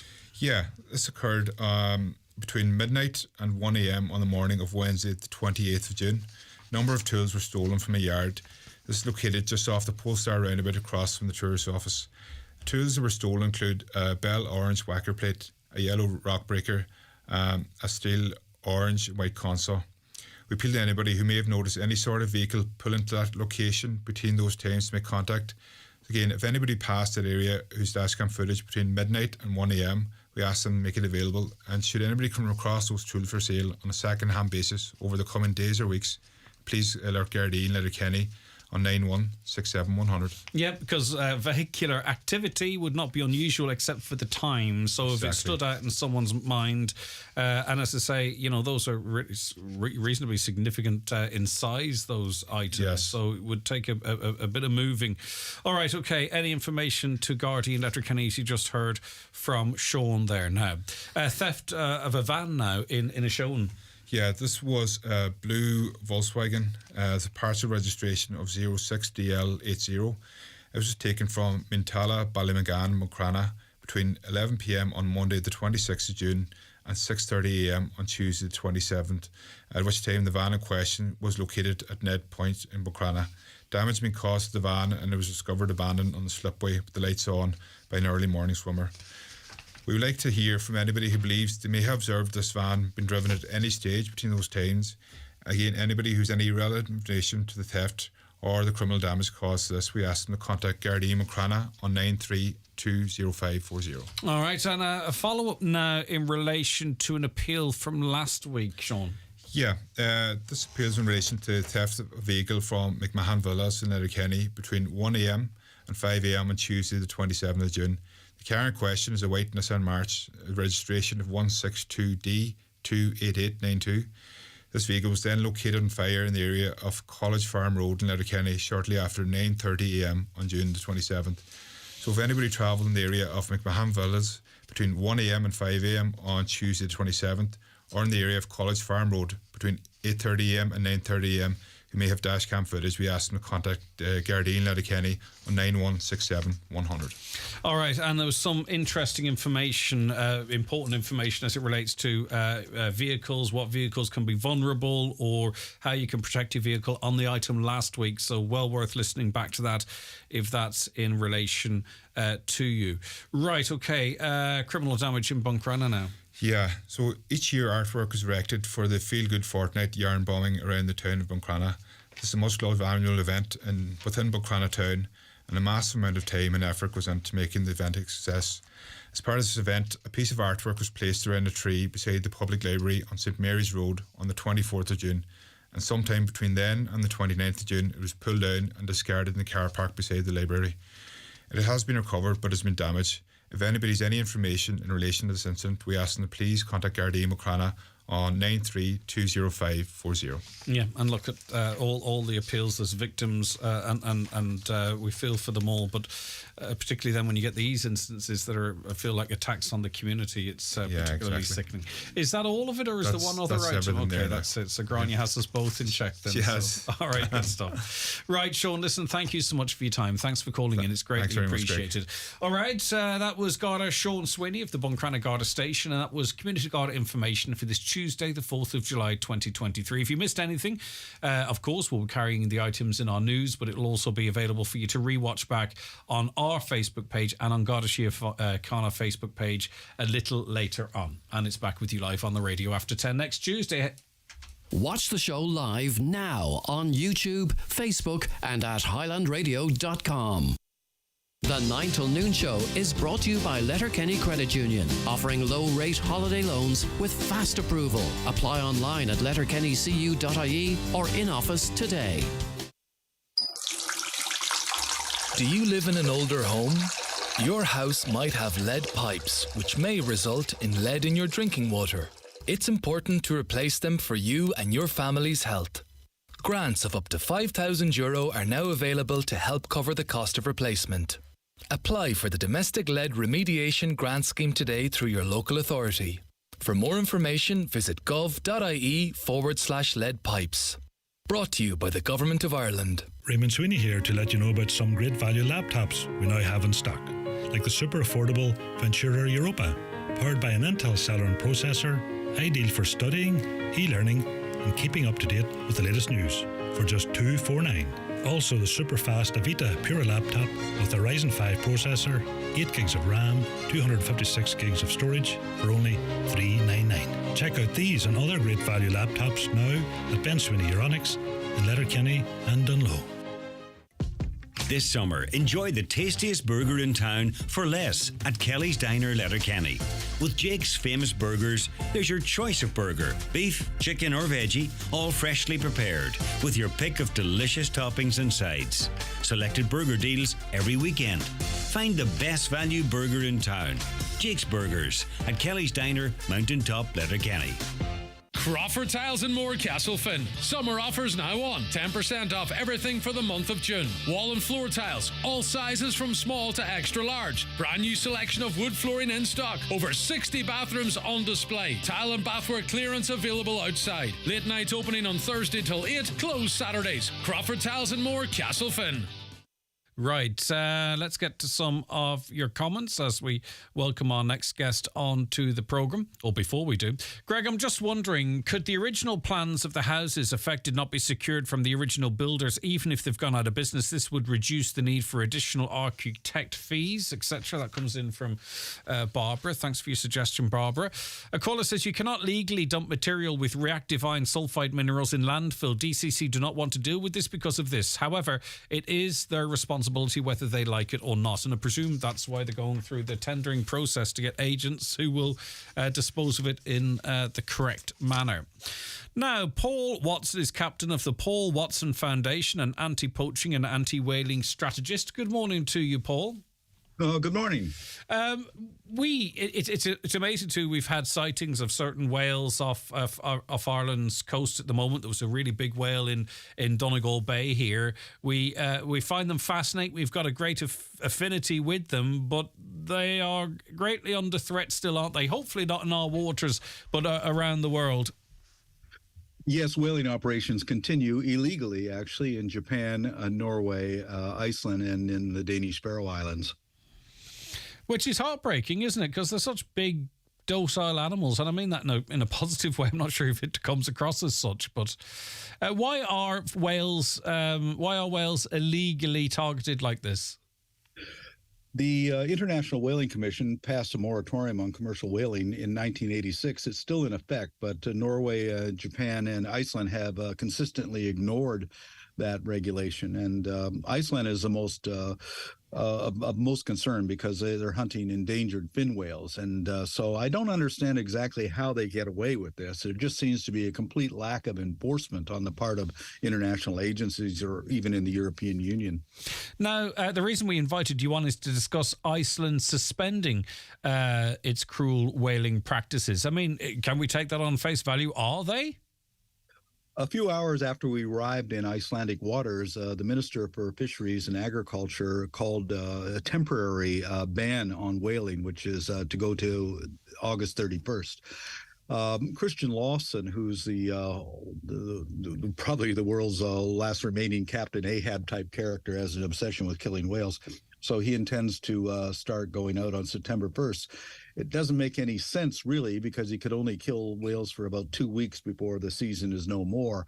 But I think he just wants to do it out of defiance more than anything else. But we're standing by, and if he does return at the end of August, then we'll be there in Iceland to meet him again. You have a history with Iceland, don't you? Take us back to the mid-'80s. Well, in 1985, I went to Reykjavik and I told them that they had to abide by the international regulations, that is, a global moratorium on whaling. And if they didn't, that we would come back. And they didn't. They killed 96 whales in 1986. So we sank half their whaling fleet in Reykjavik Harbor, destroyed the whale processing plant, and shut them down for a number of years. What were the consequences of that? Well, there were no consequences, really. I flew to Reykjavik on January of 1988, and I said, you've been saying that this is a crime. It's eco-terrorism, they called it. I said, so here I am. What are the charges?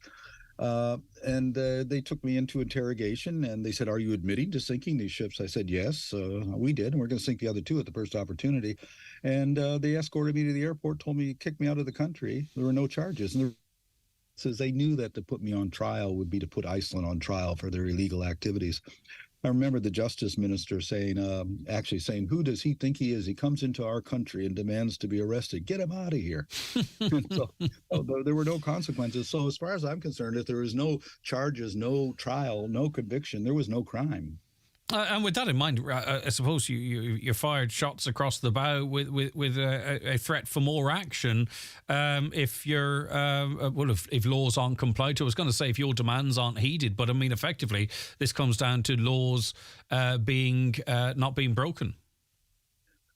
If Lawson goes whaling at the end of August, he's still in violation of the International Whaling Commission's regulations on commercial whaling.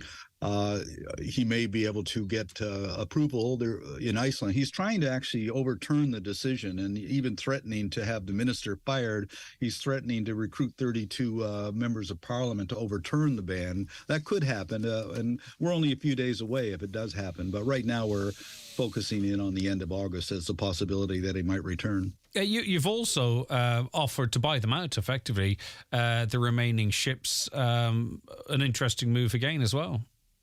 Well, the boats really have no use if they're not whaling. So if the ban becomes permanent, then he'll have to do something with those boats. I don't think he'll sell them to us, but we certainly put the offer in for them.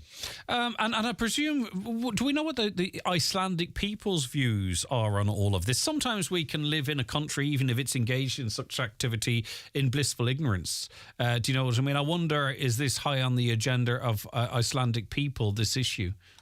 Very much so. In fact, about over 50% of the people of Iceland are opposed to this. Whale watching has become a very lucrative industry in Iceland, and so people prefer to do that. The whale meat is 95% of it is being sold to the Japanese, and the whale meat that is sold in restaurants in Reykjavik are primarily to American and European tourists. The Icelanders don't really eat it anymore. So the older generation probably supports it, but younger Icelanders are pretty much against it. All right, finally, just to remind us, where are we at then? So what have you? What is the status of this disagreement, and when is the deadline? What might happen next? The temporary ban is till August 31st, so the possibility is that Christian Lofson would resume whaling on September 1st, and we'll be ready if he does. There's also the possibility he could overturn the decision if he managed to get enough votes in Parliament to overturn that decision and fire the Minister of Agriculture. She took a very courageous stand in making this temporary ban, and they called to a meeting. There were 200 angry people in this room, attacking her, calling her names. And at the end, she said, I think it was a very good meeting. But she's standing her ground on this. And finally, Paul, this must be your life's work. You must be dedicating pretty much all of your time and presumably significant resources to protect these mammals. Yes, I started, opposing whaling in 1974, and we made a lot of progress. During that time, we shut down whaling operations in Australia, in Spain, in Chile, in South Africa, shut down all the pirate whaling operations that were in the Atlantic. I hunted down and rammed the pirate whaler Sierra off of Portugal in '79 and permanently ended its career. So it's been a lifelong thing. My lifelong ambition is to eradicate whaling, just to stop the killing of whales completely. And I would say that 90% of the job is done. All right. Are you on a boat as we speak? Yes, we're actually in the harbour off of Killybegs in Ireland. We just got refueled and we're heading up to the Faroe Islands. And I'm just up the road from you here. Okay. Hopefully you were able to disembark and enjoy beautiful Killybegs. Well, we did. We had a couple of days there. It was very nice. I had to get my crew back on the ship, so I keep them out of the pub. Round them up. There may be a few sore heads. Okay, well, there's a couple of local chemists as well, Paul, if you need anything to assist in that regard. All right, safe onward journeys towards the Faroe Islands. Thank you very much for your time. I do appreciate it. Well, thank you very much. It's been a pleasure.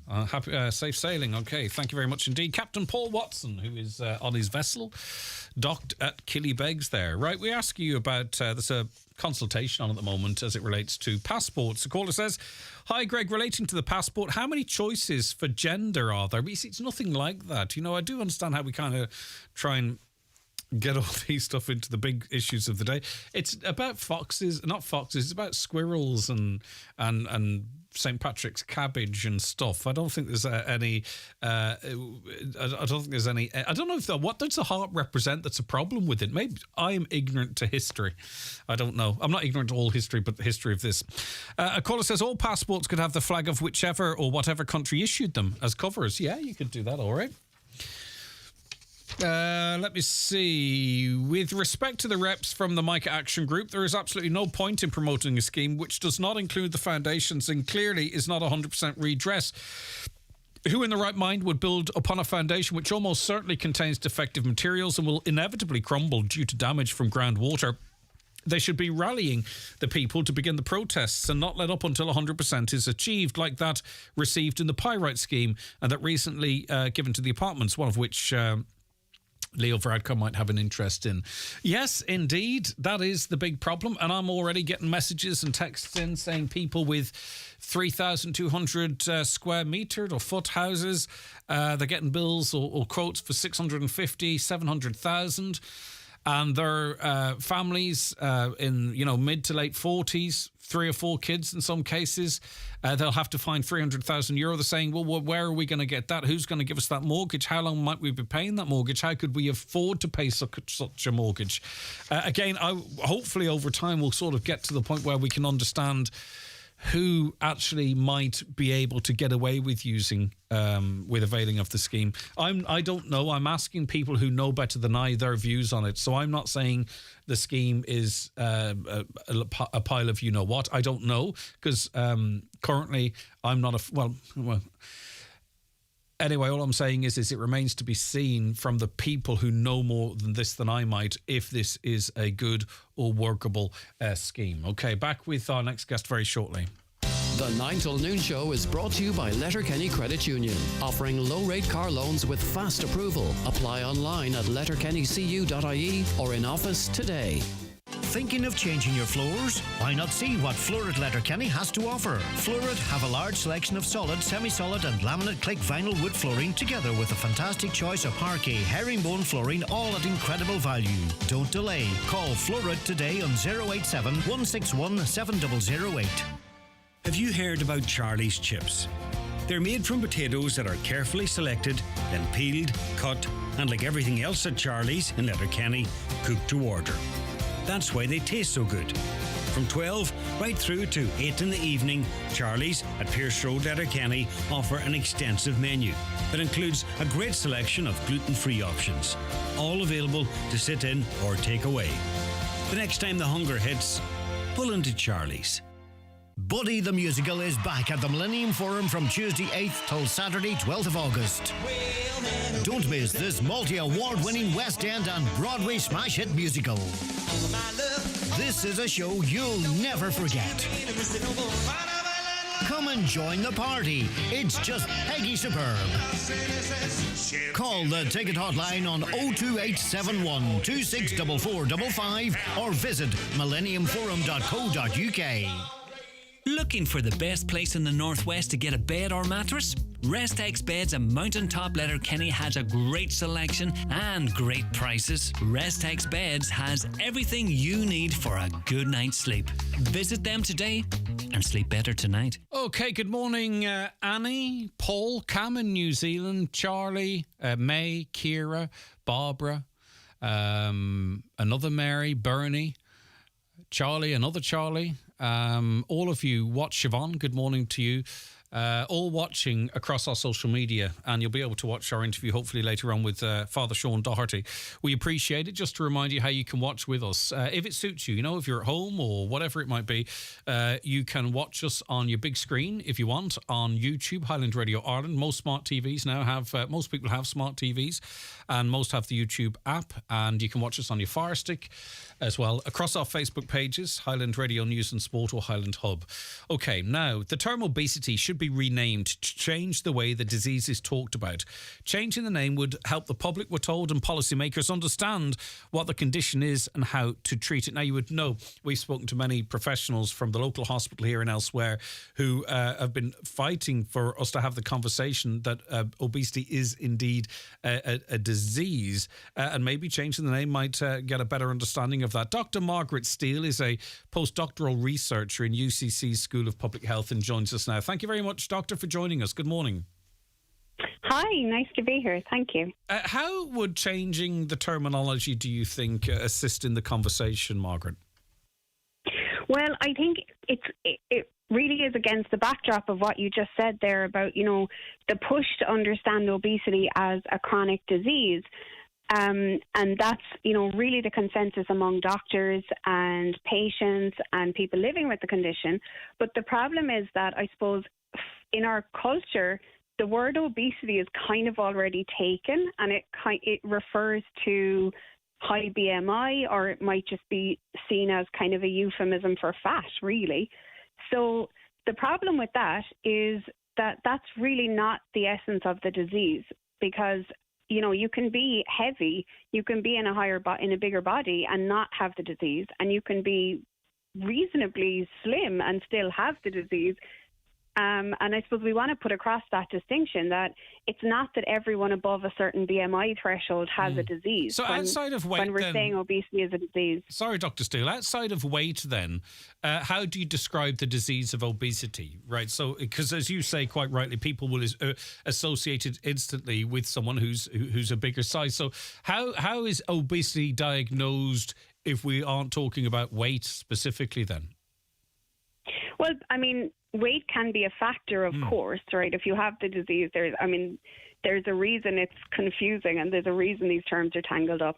So very often a patient who has the disease will present with a high weight, but it's really a question of why are they at a higher weight? Because if it's a case that they're constantly feeling hungry, if it's a case that they find it physically uncomfortable to eat the suggested portion of a food, say, if they just do that and they still feel hungry all the time, if they find it really difficult to ignore a cue to eat, so like when they see a food ad, it really grabs their attention, there's a possibility that what's going on there is something not really in the fat cells, but something in the brain originally, that they're genetically vulnerable at the level of neurochemistry to overeating, and not just to kind of that they get to a higher weight in adulthood and they just kind of stay there, but that they're continually gaining weight and they're not really able to change their behaviour because their behaviour is being determined at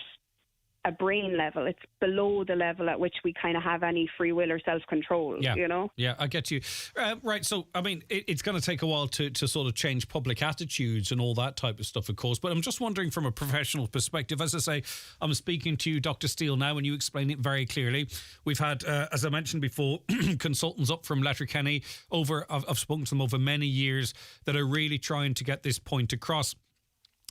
So does the health service or health services need to change its approach to treating obesity, and we'll get to what it might be called alternative as a disease? Do you know what I mean? Is it a group of individuals like yourself and other like-minded, or is it across the health service? In other words, like we might have an action plan for cancer or an action plan for dementia or whatever it might be. Do we, in an organised way within the health service, treat obesity as a disease and have a plan and finances and the expertise to deal with that, to make people better? We have a plan. So there are national clinical guidelines for treating obesity that came out earlier this year or last year. We have an obesity policy action plan at a national level for prevention, that's looking at the food environment and different factors that might contribute to triggering those mechanisms in the people who are vulnerable. But what we don't have is maybe sufficient funding in certain areas. So there's a lot of people, my co-author on this paper, Francis Finucane, is an endocrinologist. He'd be working in bariatric services and probably faces a lot of the same challenges that those clinicians you spoke to from Letterkenny would be facing, where, it's very difficult to get medication for a patient with obesity. It might be difficult to get surgery, even if it's seems like a very clear case that a person was likely to benefit from a medical point of view. The funding just wouldn't be there. I think the situation is improving. Mm-hmm. It seems to be the case that the HSE and various government departments, and especially I think doctors and patients and public health people are all becoming more and more aware of this. So I think the impetus is there and the will is there, but maybe the funding is a little bit lacking on the treatment side. And then I do think we're still lagging a bit behind where we need to be on the prevention side too, which is of course a whole different area. On that, I can't think of another disease whereby it's actively in the media and through companies like antiperspirant companies or whatever it might be, where and I understand where it comes from, but I can't think of any other disease, particularly one that can be life-limiting and deadly and what have you, where it's enabled or encouraged through sort of like a body-positive movement, if you understand where I'm coming from. And I've mentioned this on the programme before, and apologies to people who think I have an axe to grind. I certainly don't. But I'm just thinking from someone within the medical professional, it does seem to be that people, you're saying, look, there might be something here in your brain that we need to work with to try and get you to a healthy weight or a healthy BMI or whatever it might be. But there is, and you sit down and watch any adverts or open up a newspaper or what have you, and as I say, I can't think of another disease where people might be able to watch ads or read articles that says, actually, the doctors are wrong. I should be what I want to be and be happy in my skin. How do you square that circle? Well, I suppose that's partly why I think it might be helpful to give the disease a different name. Because if you put on an ad for antiperspirant and there's somebody ice skating and they're fat or they're in a bigger body or whatever, however people want to say that, there's no reason to assume that person has the disease of obesity. They may not. I know, but it's right? yes, but it's how that might be interpreted. I do understand exactly what you're coming from, and I don't want to sound like I'm actually judging people, because I'm on about the what it might create in the viewer's mind. Well, I suppose when you're saying something about promoting obesity, I mean, first of all, you have to think of what it's a reaction to. It's a reaction to decades of complete fat shaming where nobody in a bigger body was depicted as anything other than the butt of the joke. Yeah, true. So, people aren't going to suddenly see one model who's, slightly bigger body and go, oh, okay, it's okay to be fat. The other thing is that, that kind of assumes that people are making decisions around this stuff, that people are deciding, I want to be skinny or I want to be fat, and I'm going to take the actions to pursue that.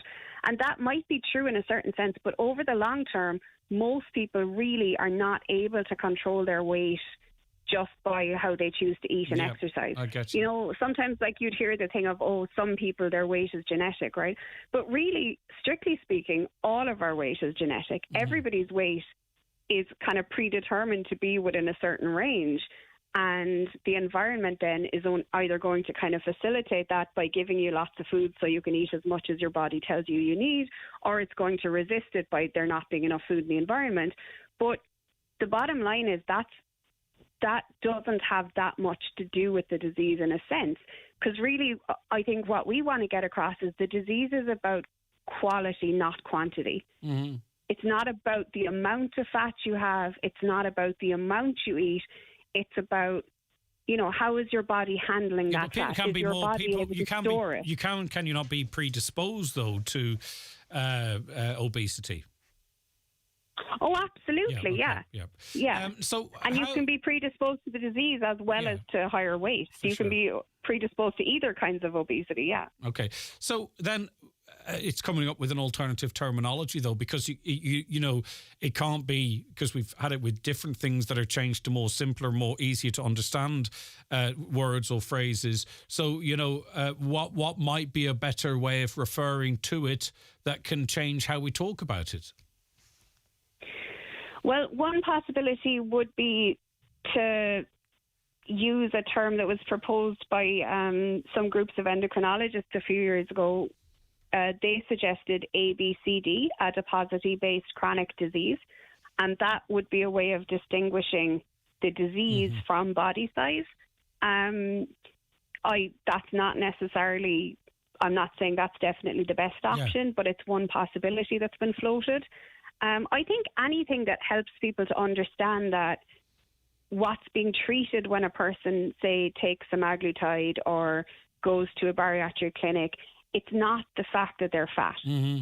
The goal from a medical point of view is not to make them thin. In fact, it's very rare that somebody actually undergoes treatment for medical, chronic severe obesity and actually ends up skinny, because that's not the goal. And Dr. Steele, I suppose too, that's not really the problem. Conversations like this, even us talking about the possibility of how we refer to it, I think are really useful. Like, I'm listening to you, and maybe I had views, or but they're changing. Do you know what I mean? I feel I'm getting a better understanding. The way you've explained certain things to me, I think, has given me a better understanding of how I might approach conversations like this going forward. Do you know, that sort of way? So I think, whilst we're talking about it as well in this type of way, where it's not about shaming anyone or not shaming anyone or anything, I think these kind of conversations too are really, I find them really useful. I presume you do too, Doctor, or you wouldn't engage in them. I do. You know what I mean? I'm biased, obviously. Yeah, of course, but I just think it gives us all a better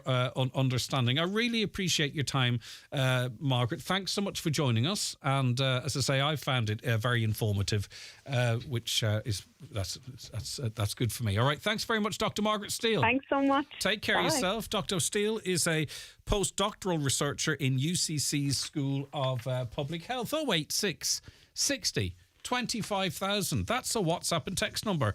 From the north or outside the Republic, 0035386 60 25,000. A caller says Captain Paul is brilliant. We need him to save Atlantic salmon too. I approach that interview with caution, going, you can't. Can you really say that you'll take ships out that are involved in whaling? It's like, well, we did it in the 80s. We'll do it again. The Icelandic people, the authorities couldn't do anything about it because they didn't want a trial about their whaling practices. And he's getting in the boat out of Killybegs and heading to the Faroe Islands, then on to Iceland. And he says, I'll buy the boats or I'll sink them. Crazy. Not crazy. He's not crazy, but it's just crazy to be having that conversation. You know what I mean? Just so out in front. The 9 till noon show is brought to you by Letterkenny Credit Union, with monster loans available up to €60,000 for all occasions. Visit letterkennycu.ie. Attention Inishowen shoe lovers. Step into Grant Shoes Bungrana, the heart and soul of our town since 1926. From Clark's to Skechers, find fabulous footwear for men, women and kids, all at unbeatable prices. Don't miss our summer sale where amazing discounts await you. Visit us in-store or online at grantshoes.com for your perfect pair of shoes. It's the 50% off mega summer sale at Right Price Tiles and Wood Flooring. Up to 50% off all tiles, wood flooring, outdoor porcelain tiles, cladding and bathware. Everything in store has been slashed in price. The Right Price Tiles and Wood Flooring 50% off mega summer sale. Stores nationwide. Sale now on. Did you know Cool Kids Sligo have the biggest range of baby equipment in the Northwest with 25 years of baby expertise? Cool Kids Sligo take deposits on your baby bundle. Visit us in-store at Cool Kids Sligo or shop online at babyaccessories.ie for free nationwide delivery. Make Cool Kids Sligo your #1 destination for all things baby. Why leave all the magic moments or great scenes you've captured on your phone sitting there or in the cloud when you can have them printed at McGee's Chemist? Using the McGee's app or one of the in-store kiosks, you can upload your photos from your phone, Google Photos, Facebook or Instagram and have them printed instantly within an hour or in by 10 and ready by 5. See mcgees.ie for more details. Hold your memories in your hand with McGee's Chemist, Letterkenny. Join me, Marty Friel, every Friday night from 8 for Rockin' Hits on Highland Radio in association with Arena 7, where you can enjoy dinner and drinks in Woodbury Grill, Bar and Restaurant before bowling in Arena 7's state-of-the-art lanes. See arena7.ie.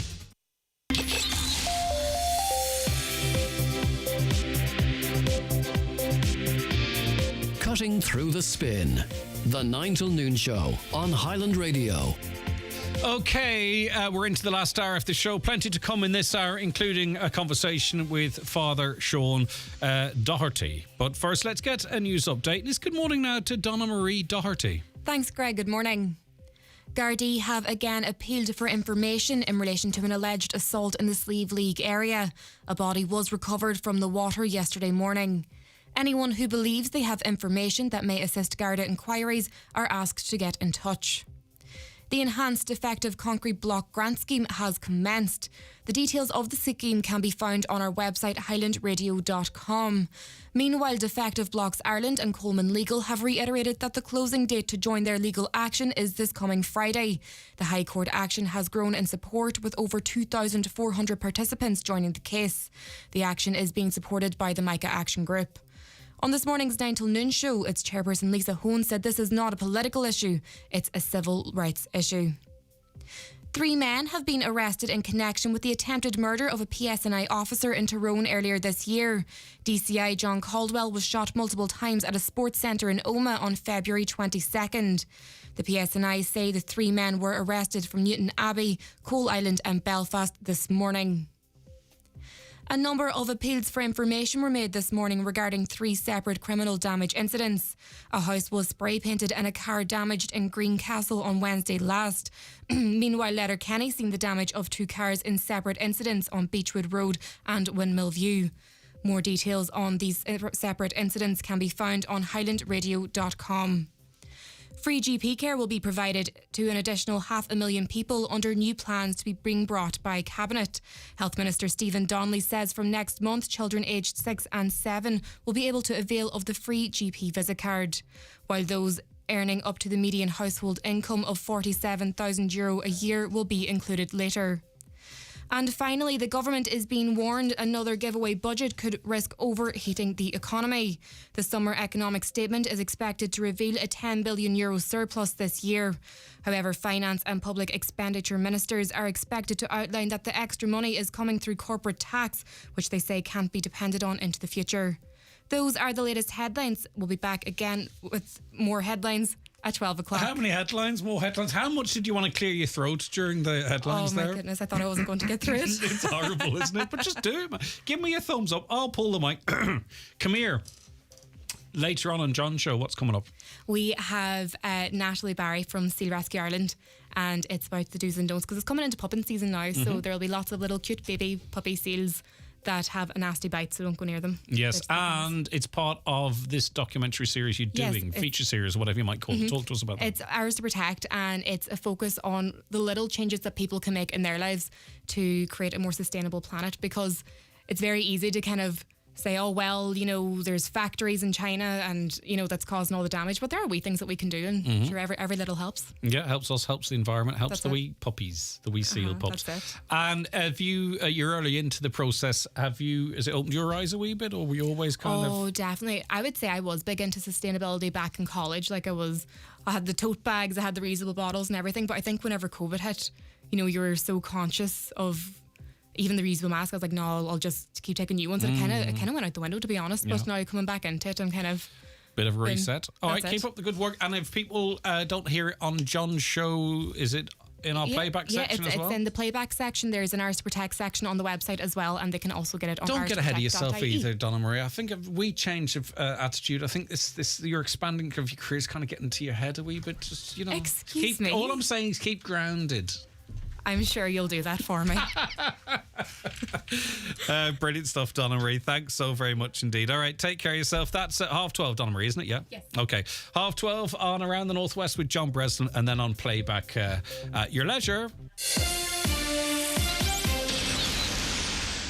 Déithfá Cora bha agad aniu a déithach saoil a hábháil. Is féidir saoil den a hábháil trí orgán na Jónú. Ach ní raibh plé riomh ag go lorgain fi Jónú orgán lenar dailach nó lenar gorda. Agus is fear a rán agur iad sinna dhéanach an cinenne ar son. Mar sin, cuidig leis an gine sinna dhéanamh níos éasca. Tá tuile eolais ar hse.ie/organ donation, agus bíoch Jónú orgán ina ábhar cainte agah aniu. Ó aimimenacht na Seirbhíse Slánta. Okay, we're joined on the programme now by James, whose simple question via text is Casualty Department in Letterkenny now just operating 9 till 5. James, in your own time and in your own words, tell us the experience you and your wife have been through and what made you pose that question. Well, Greg, I went up last night to Casualty after 6 o'clock, and she was gone and she was 3 yards, and they says, oh, you better to go home because that doctor's away home. And it was only a sore wrist or whatever she has. Like, and she could have been there a couple of days ago, but she didn't want to be hassling a Casualty, but now it's not going away, you know. No, and then she had to come the whole way back down his home this morning or last night, and then I had to get up early this morning before my work and take her right back to the Kenny. Like, what kind of a system's going? Yeah, I think Sean Murphy need to come on and explain himself. What kind of shows are running? You see, unfortunately, we've spoken to people in the past, James, and I spoke to the family of a younger person, and they landed there at 5, and they sat there till 12, and then they were told that the particular disciplines, the particular people that work with fractures or potential fractures or things like that, there. It doesn't operate overnight, so they'd wasted their time, and yous have been up and down. If you'd known in advance, James, you could have timed when you arrived a little bit better. When I'm working all day, like, and I can't leave my work, you know. And your simple question is it 2023? Is it 1960? You believe it's a ridiculous carry-on? Exactly, it's ridiculous. I also was chatting to 2 or 3 others out around there's a woman out walking around the car park, and she says they don't know if I have a bulging disc or a slip disc, and she says they want me to sit in a chair, and they want them hard chairs. She says, what kind of show's running here? Oh, right, James, listen, we're going to try... We'll don't seem to give a shit. Okay, we'll put an inquiry into the hospital and see what they're stating for everyone's interest. What happens as it relates to when you can get the type of issue that your wife had, when you can get it seen to. Thanks, James. I won't delay any more of your working day. I hope your wife gets better really soon. In a way, she delayed it because she didn't want to be a burden on the ED. When she eventually went down there, there was no one there to help her in any case. All right. Exactly. All right. That's a joke. Yeah, leave it with us. We'll get an answer and find out categorically what the situation is. Thanks very much indeed, James. 08660 25,000. Hi, Greg. Can you say a big hello and thank you to Caroline Carroll in Westmeath, who's taking care of our dogs while we are on holiday? She listens to your show and to Lee every morning from her sister and brother-in-law, picking you up loud and clear in Dubrovnik, by the way. Where's Dubrovnik? Pardon my ignorance.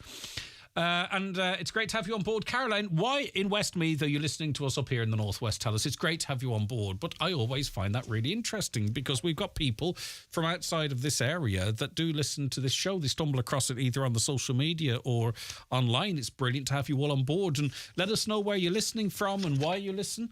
I'd really appreciate that, just because it's great. I love being connected with people, and obviously across the Northwest here, but if you're listening in a different county or a different country, and you've chosen this show, I'd be really interested to find out why. Okay. So Martin thinks we can dip into our pockets. Beg your pardon? Yes, of course, yeah. Martin thinks we can dip into our pockets. Well, that is not going to happen because people just don't have that kind of money. And why are some being looked after better than others? Can you ask Councillor McDermott now that his home's application has been fast-tracked? Well, I can't read that because I've no basis to know what the situation is in there. What personal situation is this? So I'll have to fact-check that and get back to it, okay? But thanks for your text. Your guest about obesity is laughable. How come there's no such thing as obesity 20, 30 years ago? People eat too much and do not exercise. That's the issue, but it's not, you see. That's the problem. That's the purpose of all these conversations we have. But that's your view as well. Okay, Father Shaun Doherty is going to be joining us after the break. Stay where you are.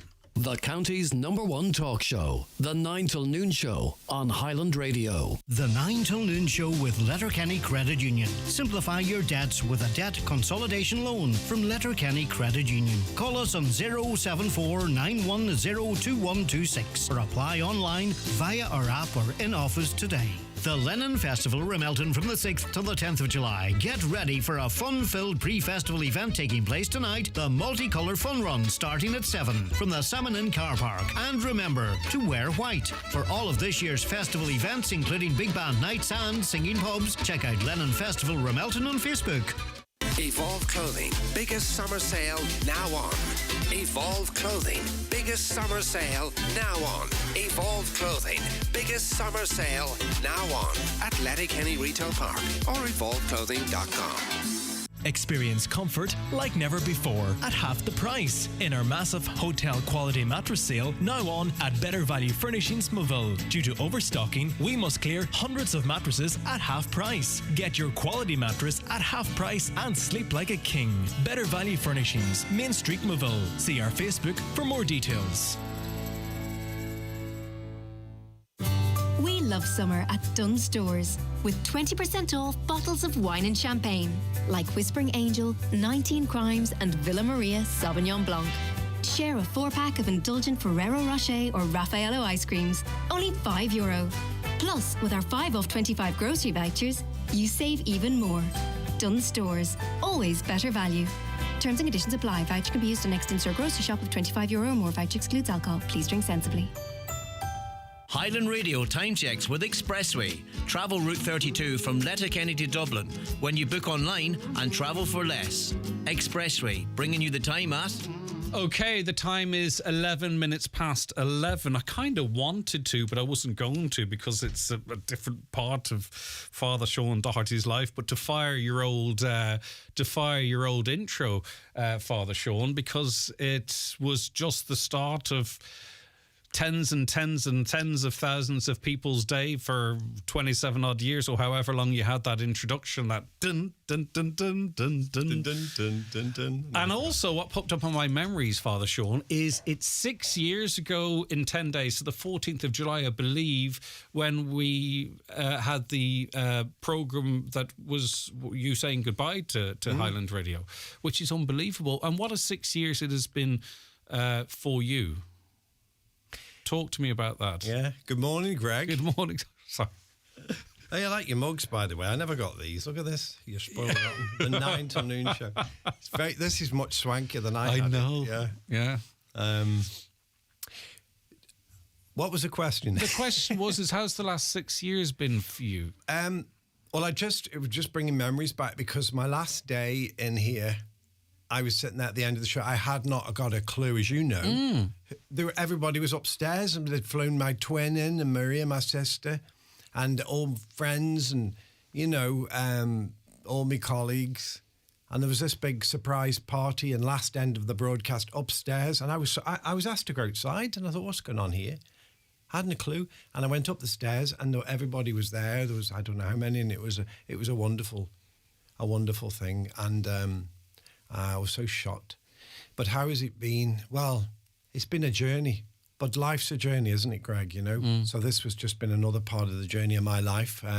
Very significant, obviously, change in my life, which I'm very grateful for. You know, you don't often, imagine you're going to get chances to change the direction of your life so dramatically, you know. So I'm very grateful that God has given me this chance to serve him in a different way.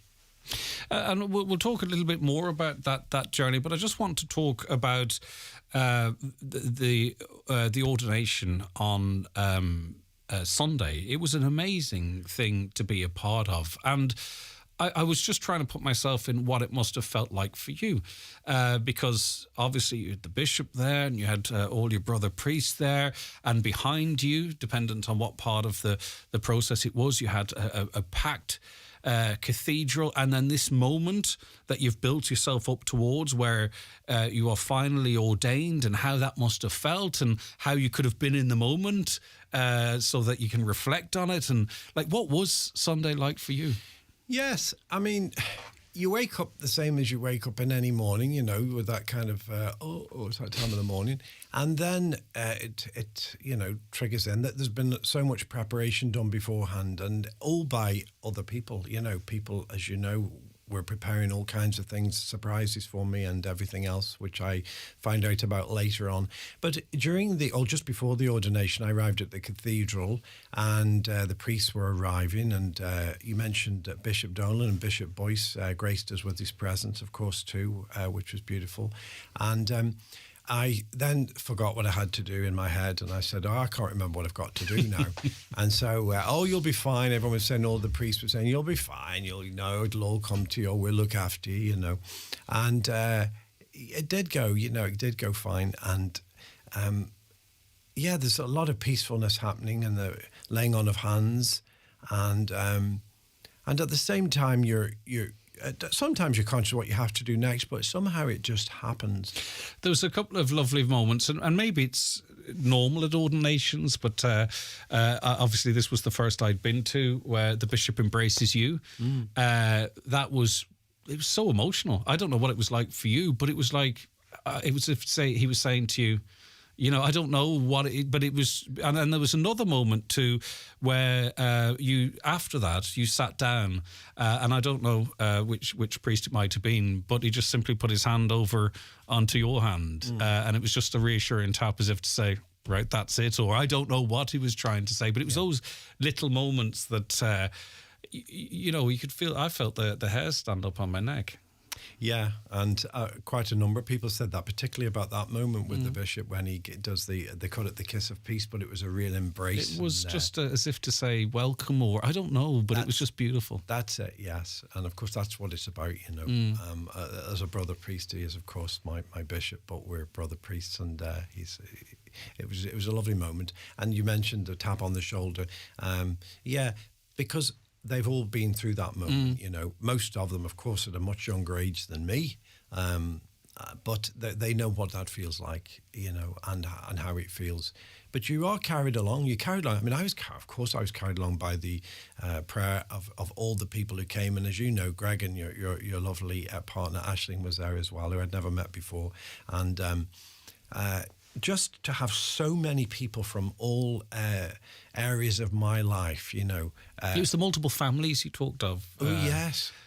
Which I thought was a great way of phrasing it, and in the different stages of your life. Yeah, and they were there from the beginnings of my life with my family, of course, and my twin sister, and all of my family. My sister Anne flew in from New Zealand. My brother Jimmy, who's listening and watching now, because I've just had a message from him with a picture. Hi, of you. Jimmy.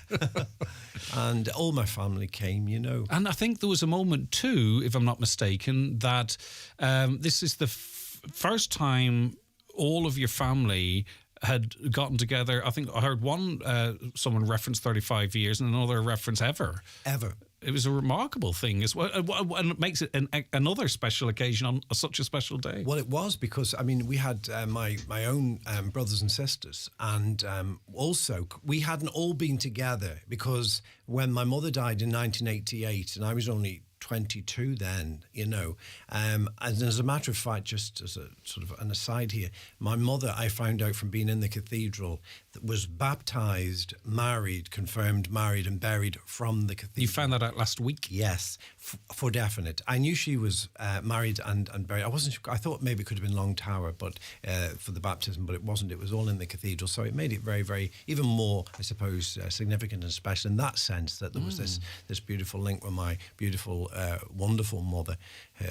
And also there were cousins there from my mother's side and my father's side that we'd never all been together. And Father Daniel, my cousin, he's my father's brother, his son is Father Daniel, and he's based in Scotland, so he was there with his family and he vested me, so that was very special. And he came over especially for it. And a number of other priests came and travelled, and the Vice Rector of Rome came last night for the first Mass. But to have all of my family there was just quite special, and we'd never had it before. Because when my mother died, my sister Anne lived in New Zealand, and she hadn't got back in time. And when my brother died, he was only 42, and he only lived for a short time with cancer. And Anne had come over, and she was on the plane back, and he died while she was on the plane. So so there was never that link of everybody together, Greg, but there was for this. And, it's a very, very special moment. Yeah, and as I say, just learning that information about your mum as well. We'll come back to that, but just maybe a little bit back to the start, because you have a very distinctive voice, instantly recognisable. And that is obviously from your many, many years living here, but also your birthplace of Stoke-on-Trent. You talk to me about your family moving to the northwest, Shaun. Well, my mother and father would have gone to live in England when they married. So that was a long time ago. My mother was born in 1928. So, we're probably talking, in the early 50s or whatever. She moved to England with my father. And I think they were in Morecambe at the beginning. So my father worked in the mining industry, and he had a job where he sunk the shafts of the coal mines, which meant he travelled a lot with his jobs. That meant when he went, he was usually given a house with it. That's what happened in those days. I don't know if it does now. And so some of the family were born in Salford. I think include Jimmy, who's listening in England now, and others of us were born in Newcastle-under-Lyme in Staffordshire, which is next to Stoke-on-Trent. But every time I say Newcastle, people say, "Oh, is it Newcastle-on-Tyne or is it Newcastle County Down?" But it's near Stoke, and a good number of us were born there because big family. There was I had 5 sisters and 3 brothers. Patricia died when she was 6 in Salford, which was an enormous burden for my parents. It was a very, very difficult time for them, clearly. My father had died just before my brother died, so and my mother was dead before my brother died, but they'd had to deal with this tremendous cross. And then my own so that there was like that there was a big family of us. They moved there and they travelled to different places to live, but we ended up then as a family located mainly in Newcastle-under-Lyme. And Anne moved to New Zealand when she was married, and she has 2 sons who are living in New Zealand. And so Matthew and Christopher, great golfers. They lived on a golf course, so they're brilliant golf players and lovely lads. And they came to live in England for a time, which nearly broke Anne's heart. And then they've moved back now, and now Anne's got her own grandchild. So it's all worked out beautifully. Because, when you're over in New Zealand, and even you've got your husband and your sons, which is your family, your main... 100%. It's a draw, there's a drag, isn't there? There's a connection there. There always was, and as has been, but it's lovely that she's back at home in England now with the family. And so that's why Ellie lives in a different part of England, but most of us live around the Newcastle-under-Lyme area. And so we have Maria and Christopher and Jimmy and Margaret and Ellie and Anne and Sharon, of course, my twin. And so they were all there, and their husbands and partners and various nieces and nephews were there too, which is lovely. So that's how we all ended up there. you know. And I came to Derry in my early 20s, and my mother came back with me eventually. But so it was you came first? But she was very ill. She'd got cancer. And it developed... she'd had cancer when me and Sharon were born, actually. And so throughout her life, it was always, I think, something that she was acutely aware of, because she was always had to go for these checks, you know, which I know used to give her terrible anxiety, understandably. And it was always a worry, you know. But, you know, unfortunately, I mean, she was obviously only in her late 50s. In fact, she was my age and younger when she developed the cancer again. And she came to Derry, and I mean, obviously it was a great blessing for me that I was able to look after my mum and my auntie Ellen, who's gone to her reward as well, looked after my mum and her family. And she died with me in Derry when she was just 60. So some of my family, the last time they were in the cathedral was at her funeral, and the next time was at my ordination, you know. But yeah, so that was it. And then I did a bit, you know, I had a different career then, because I had a bit of acting theatre experience from England, you know, and I'd done a bit of that stuff. Always loved the church and loved my faith. And it wasn't something I was obviously broadcasting about necessarily. People knew I'd gone to Medjugorje and places like that. But well, I was going to get to that. When you present a programme like this, as you did, and you clearly have a strong faith, and we'll pick the story up back there and fast forwarding a little bit, do you have to keep it in check, or is it a challenge in that regard, in that you don't want to come across as, I mean, you want to, you know, represent how caring you are and your understanding and your faith, but at the same time, you don't want you to be presenting a show that maybe is perceived as being through the prism of your faith. Was that a tough line for you to walk, or something you were able then to do subconsciously, Father Shaun? I think you're right. It's subconscious, and you know this. I mean, you're asking the question, but I know you know the answer, because you have to do it.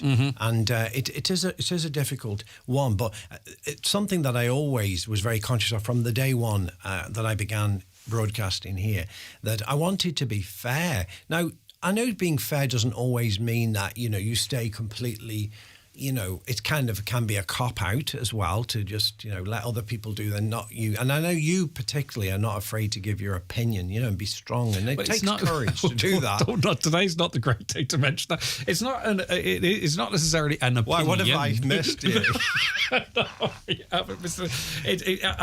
Well, maybe I do, but I don't actively. It's not that I give my opinion. I think it's really more. It's more the line of questioning, which I would say most of the time is devil's advocate, but maybe it's perceived as opinion. But anyway, this is not about me. It's back to you. I think it's a quality, actually, you know, and because I think it's strength. Now, obviously, not if your opinion becomes a show. I'm not talking about that, but that you have the courage to say, no, well, isn't it this way? Isn't it that way? And sometimes you have to do that, you know. So and you did too. Yeah, for sure. I mean, you held people to account for you know, when. I think when you've got these earphones on, Greg, you know, you don't know what's coming, and you know, and sometimes, you know, you'd be in the middle of an interview, or somebody would call in, and then the story develops into something else. You have to adapt, don't you? Yeah, and then also to, you know, be conscious of the other person. If there's a debate on, two people or listeners are having a debate, you know, that you're conscious of if somebody, and, you know, you have to say, well, hang on, you know. Yeah, exactly, and that was important. And I hope I was fair. I tried to. No, you are. Everyone, that is the one thing that always comes back to you is A, your empathy, B, your understanding, C, your ability. I'm not including everything, but also your fairness as well. So you certainly achieved that. But in terms of religion playing a very important part in your life, and when you were doing the bit of acting and that type of stuff, and then as you moved into media, in the early part of your life, did you consider the priesthood? I mean, was that something that you had considered, or was it just that you were a strongly religious person? I think I had a tremendous grounding in the faith as a child. You know, I really did. I went to St. Wolstan's Catholic School in Newcastle-under-Lyme, and I had great people. You know, I was an altar boy. The priests were tremendous. Father Carr, Father McCabe was my earlier priest, and Father Carr. I served a lot with him because he was more at that age when I became sort of 9, 10, 11 or whatever it was, and he was a lovely man, a great priest. And so these people all had a strong influence on me, plus others, and of course some of the teachers as well, and the sisters who Sisters of Mercy actually, who looked after the school as well. And so I had a good grounding. And then at about, I think I would have been about 14, I thought, or maybe 15, I thought I'd like to at least pursue the possibility of looking at this. And wow. Yeah. And there was a weekend retreat in, I think it was St. Albans, and there was Sacred Heart brothers and priests. And I thought, I'll try that. And I went down and I thought this was it. I loved it. And they were very, very interested in me pursuing it. And I thought at that time, I don't think I could do this academically. So it wasn't a faith thing. It was the academic side. I had no confidence. I just didn't have confidence. I wasn't a very confident young person, and I probably was insecure and everything. And I thought, I don't know if I could do this.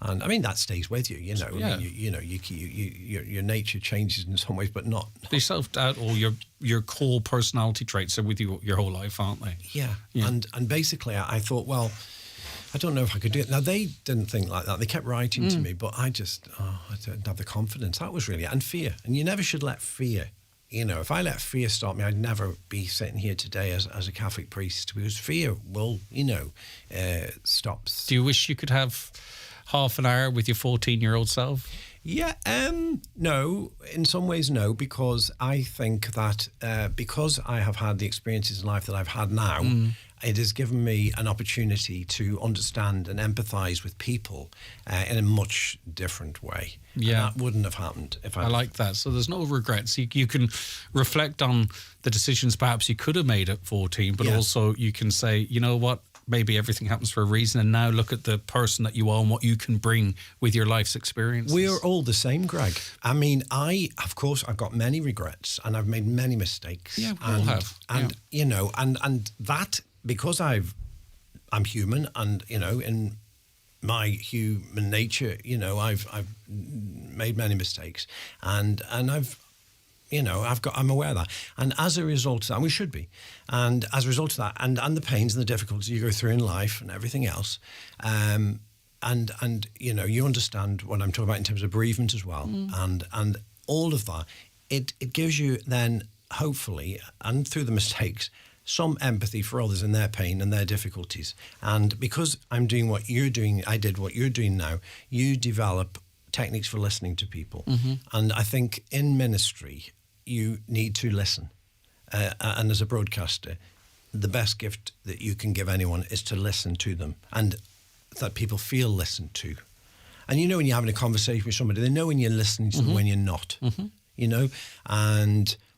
and that's what I think a lot of people in our society today, many of us need, is someone that will just listen without judgment, without saying, oh, no, you should do it this way, do it that way. Listen to people first. Listen to what their story is, because we don't know what their story is, and we all make judgments. I'm no different than anybody else. But then I have to reflect and think, well, hang on, I don't know what happens to people in their lives and what makes them the way they are, or what makes a person, we clash off each other and all these things.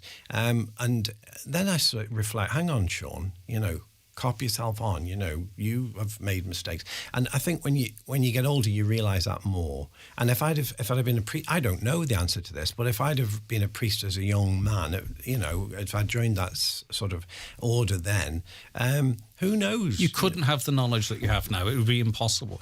That's not to say that young priests can't do that, because God will give the grace when it's needed. But I do feel, what I think I'm trying to say is that God will always and does turn our mistakes. You were called when you were ready, as the person you've become, through everyone that's influenced you, for every good thing, for every mistake we've all made. And now was the time that it made you had to make really big decisions. And you had to make those decisions with some guidance. It'd be very difficult to make the decision to leave this job and to pursue your new life without you have to feel that you're being assisted in that decision, and not just by trusted individuals around you, but it is not a leap of faith, but you have to say, right, well, now is my time.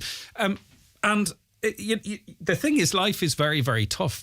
And it's only when a situation like this, where you recount your life, and I'm listening to you as you talk of it, and then I'm thinking of, mine, if I were on your side and I was explaining the losses in my life, and if it was Caroline or if it was Kevin behind you, maybe he's young and it might not be. But when you put it down like that, you timeline it, God, we've an awful lot to go through. Your mum had so much to go through. I'm thinking when she was pregnant with yous, twins, like back then, what treatment options were available, what decisions were made, what choices did she have to make, and all of the different layers of what we talk about. Life is really, really, it's wonderful. But it can be tough, can't it? It can be. It is tough. Tough for everybody. Yeah, isn't exactly. It? Let's be honest. Yeah. And when I was in Roma, I did some work with the Vatican Radio over there, little bits of work, and they were very interested. In Rome anyway, generally, they were very interested in the broadcasting past. And they would say, well, actually, it's your broadcasting that has brought you to the point, because as you know, Greg, we have heard and do hear so much that many of the things that I'll be listening to now and are listening to, I've been a deacon for a year, so people do come to you, obviously, and talk to you. It's different as a priest now. You're here and are able to administer the sacrament of reconciliation, so you can't do that as a deacon, but people still come to you with issues. And there's very, as they say, very little a priest hasn't heard, but as a radio presenter and doing a program like yours now, very little you haven't heard. So the human story, the human condition, and the difference for me now is obviously I'm ministering in a different way because I'm bringing people hope, I hope, through God's mercy that He has shown to me in my life and His love for me. And if He loves me, He loves you, and He loves me no more than He loves you, and everybody else that's listening to this. And I think that's the message, and mercy. And Pope Francis, as you know, is very, very strong on the mercy and taking people where they're at on their journey. Take people where they're at. Where are you now? Let's accompany you in faith, and help. And I love that. So then, as you began your career in broadcasting, Highland Radio wasn't your first gig, but then you come in here, you settled into your show, and on you go. You've had many different roles and responsibilities, of course, in this organisation, but primarily, I think, for the listeners' perspective, it would be, obviously they went on shows with and stuff, but it would be the broadcasting. As you grew up, you matured as a human. You were a baby when you started doing this, and then over 27 years, we go through all of our roller coasters in life and what have you. Was that 14-year-old Shaun always there with the interest in the priesthood? Did it come and go? Did it come in waves? Did you doubt yourself as a 28-year-old, as a 33-year-old, say, I kind of still feel there's something there, but nah. Like, how was that? No, I don't think it was something I was thinking about daily, monthly, to be frank, because, this was my life. I loved and love Highland Radio. I always talk about Highland. I was so glad, so many of you, as you know, with this massive picture, I think it was the biggest picture of the day at the ordination, was the Highland family over the whole span of Highland Radio. And I couldn't express in words what Highland... It's part of me. It is. It is absolutely part of me. And my life, the people that supported me and listened and put their... trust in their stories with me as they do with you on a daily basis. That's a privilege that we never, ever can take for granted. And people from Derry, Donegal, Tyrone, Donegal gave me such a welcome. And people used to say, I remember a couple of people when I got the job at the beginning saying, or actually more so when I went away. Say if we do a show somewhere else, maybe in London or New York. I know you've done a few in London. They would say to me, how did you get on with that English accent? It was never... Wow, okay, it was always people outside, actually. But Donegal put their arms around me, and gave me such a loving embrace. I always felt held by people, in the county who sort of had me back, and you reflect on it afterwards a lot as well, especially after I left. And people say, do you miss Highland? Of course. How could you not? But I haven't left it because it's part of me. And you're part of it. Of course, forever. Did you find, how did you deal with, I don't know how to describe it. You had to listen to a lot of people, and a lot of it is people's very difficult times. Yeah. And people going through terrible loss of children and all that kind of stuff. And maybe you might be better equipped now to sort of deal with people coming to you with their concerns. How did you deal with doing a show like this for so long, whereby you can go home, things don't leave you, they stay with you? Did you learn to cope with that? Was it always difficult, or what? It depends on the mood you're in, I think, as well. Because of course, and there were some profoundly difficult moments, as you know, and stories. And I've been listening to you in Rome, and Father John Joe Duffy was on the altar last night for the first Mass, along with other brother priests, and he came to the ordination. And I don't know if people in the Northwest realise worldwide, and I mean worldwide, and in Rome, it was mentioned to me several times, how much his ministry at that time meant and was felt, I know, by the family and the friends and those who lost so much. And I referenced it last night at my first Mass because he was there. And he got a round of applause, and quite rightly so. But that round of applause went out from the hearts of people for the families. I was in Rome, and I know you were broadcasting and listening to these stories, and I was listening to you as it was developing. I saw a clip come up that was an event, and my heart, I knew. And I know when the media, this is something else. This is a big event, and nobody had an idea at that point how big it was and how tragic it was going to be. And in Rome, I was watching it from a distance, and everybody was praying. Our hearts were going out, and still are, for the families, for those who lost their lives, for those who have been, injured, and their families and friends. Everybody affected by it. Deeply affected people, of course, primarily the families, but also others. And it was, and Father John Joe, as you know better than I, because you spoke to him many times, he had a pivotal role there, along with others. He is something. Father John Joe is just and he and amongst others too, and those that support him, he was amazing. And you're right too, and I think, and I get the point that you're making. I'm changed forever by that. Not in any way close to what others are. And I would speak to the families, or some of the families, and know exactly. But it does you do. This job and it does everything. It does impact you, and it does change you, and you take these things with you. I'm going to take a break, as you would understand. That has to be done. I probably won't take them all, so I might get the sack. But you'll stay with us just to the end of the show, will you? Yes.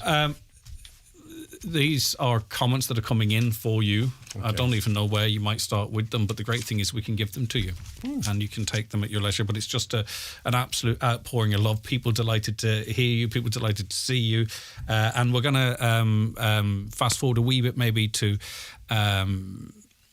I think your time in Medjugorje was really important to you, wasn't it? And we might talk about that afterwards, if that's okay. And whatever you want to talk about, Sean. I mean, you've been doing this way longer than I have, so if you want to just go off on a tangent, please do. Okay, we'll be back with more from Father Shaun Doherty after these messages. Watch the show live now on YouTube, Facebook, and at highlandradio.com. The 9 till Noon Show is brought to you by Letterkenny Credit Union. Digital loans now available. Apply online or via our app today and get your loan transferred directly to your current account. Irish sun doesn't really count, right? Look, we all deserve a bit of sun. Skin cancer is the most common cancer in Ireland, so whether you're at home or abroad, protect your skin by following these sun smart steps. Slip into long loose clothes, slop on the sunscreen, slap on a sun hat, seek shade. Yeah, even on the cloudy days. Oh, and slide on the sunglasses. I do have very funky sunglasses. And I do love this hat. Be Sunsmart from the HSE and Healthy Ireland. The world awaits you. Make that dream your next adventure. Cruise the Caribbean. Sail from Crete to Corsica. Soak in Santorini sunsets. Dine on the shores of the Indian Ocean. Stroll through cobbled streets for hidden gems, or bring the little ones to a magical wonderland. Trust the award-winning Atlantic Travel to guide your next adventure. Step through our doorway to the world. Atlantic Travel, Letterkenny. Foy & Company are the largest stockists of the best quality exterior paints in the Northwest. All the best paint brands.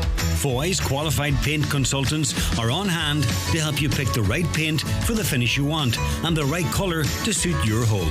Foy's also stock a great range of designer furniture and accessories, and their interior designers and stylists are always on hand to help. Call into Foy & Company, Ballybuffet or Letterkenny today. The 9 till noon show with Letterkenny Credit Union, now offering mortgages from 40,000 to 600,000 euro with no hidden fees or transaction charges. Letterkenny Credit Union, 9102127.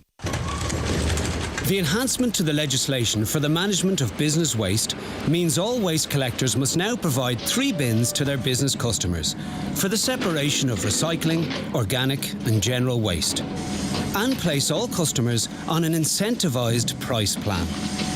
Your waste collector will provide further guidance on these important changes. A message from My Waste, brought to you by the Government of Ireland. Harkins Fireplaces summer sale now on. 50% off selected fireplaces. Call 9141109 or visit their showroom in Ballybogan, Lifford. That's Harkins Fireplaces for a better choice of fireplace. Hello there, Farmer Tinny here. It's summer and Tinny's Toys have loads of swings, slides, trampolines, goalposts and many more outdoor toys and games. We've basketball stands, swing ball, sand pit diggers, kids' wheelbarrows, and when the sun finally gets out, we've loads of paddling pools. Of course, we still have what we're famous for, the largest range of ride-on and small farm toys and models in Ireland. Shop 24/7 tinnystoys.com or call into Leck Road, Letterkenny. Down by. We are delighted to still be in the company of Father Shaun Doherty, who so kindly made himself available to come back into his room. This is his room, really, that he entertained and informed so many of you for so long. Father Shaun, so is there a moment... is there a moment whereby something happened or something clicked that you says right now is the time? Yeah, and you've actually just prompted me to mention Donna McGettigan and the McGettigan family. Donna lives in Medjugorje and her mother Cora died last week, and James was her father.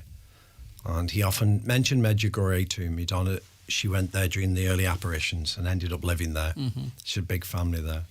And she came to the ordination just after the funeral. And it was very, very hard for her. And I couldn't thank her enough for making that effort. I didn't expect it. And Jimmy as well.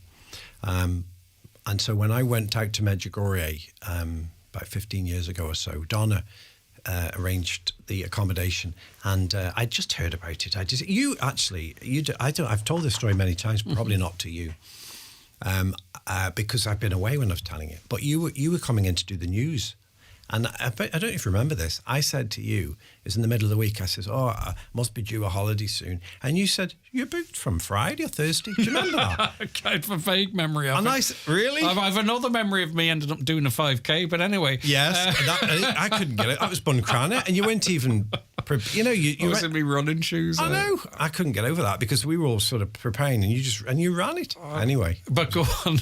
But anyway. I says you booked Friday. So I went, I said, I'm going to go to Medjugorje. I'd heard about it, and Don had been always saying to me, particularly a daddy. And I went out, and I was really impacted by it. And most people are. Very few would not be. And, of course, now the church, allows for pilgrimages to go. And it's a beautiful place, a very peaceful place. People of faith and no faith go. Lots of stories, conversion stories, and a lot of vocations. And over the years, I went and along with my community founder, Father Neil Carlin of the Columba community, who I cannot fail to mention, and hopefully we'll talk a bit more about him because he has gone to the Lord, but he had a profound impact on me along with the Columba community. And Marguerite is now the leader of that. And they did so much planning for this, as you know. He met them for the ordination. But Father Neil had been to Medjugorje with me twice as well, but he'd been in the early years of the early apparitions. And I went anyway, and I just found it incredible. And I don't know, unless you've encountered it, I suppose it's very hard to explain it. It's a very beautiful, peaceful place. And I made my decision there, actually. And I came back here, and that's when I made it very clearly there. It was a very peaceful decision that, this is what I'm going to try and do. But not, you can't say for definite because it's something I'm going to at least take space now, leave hand and consider it. And that's what I did. How big of a decision was that? I mean, did you make that decision on your own? I know that sounds like a loaded question, but did you? Okay. Yeah. And I'm not about the decision for this to be your path of your life, you know what I mean? But did you get a sense of guidance when you were in Medjugorje, or was it just the whole environment and your conversations and the influences from people that? No, I would say you're right. There was definitely guidance. I felt guided. I'm not going to say I got hit by a flash. No, I'm not suggesting that. I'm saying just that sometimes we need a help with a decision, and we don't know exactly precisely how that's delivered to us, but we hear it. Yeah, and that's really quite that's impactful. That's big. Yeah, well, having gone for so many years. And so many times, I mean, people made jokes to me, you've been more times than Mary, and that was one of the seminarians in Rome, actually. Yeah, but he went himself then, so I got my own back on him. But, I went, and over those years, I think it's a developing thing, but I started to consider, maybe there's something happening here in my life, a change happening, and definitely when I made the decision, yes, of course there's guidance because you don't make these decisions on your own, obviously. It's not about, if it's you doing it and you're not considering, what you think. Now, you have to be very careful trying to imagine what God's will is for you because, God is almighty and we can only hope we're doing what God wants us to do and trying to do what he wants us to do and hopes for us.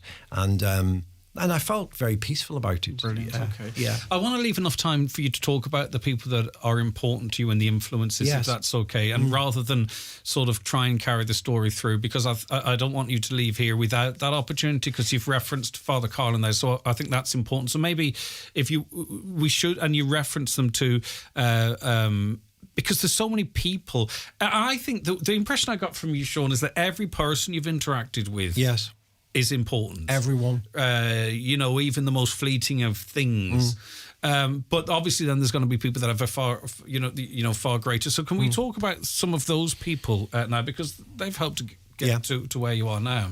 Well, Billy Patterson's sister Christine is probably travelling in the car now with her husband Michael O'Dowd.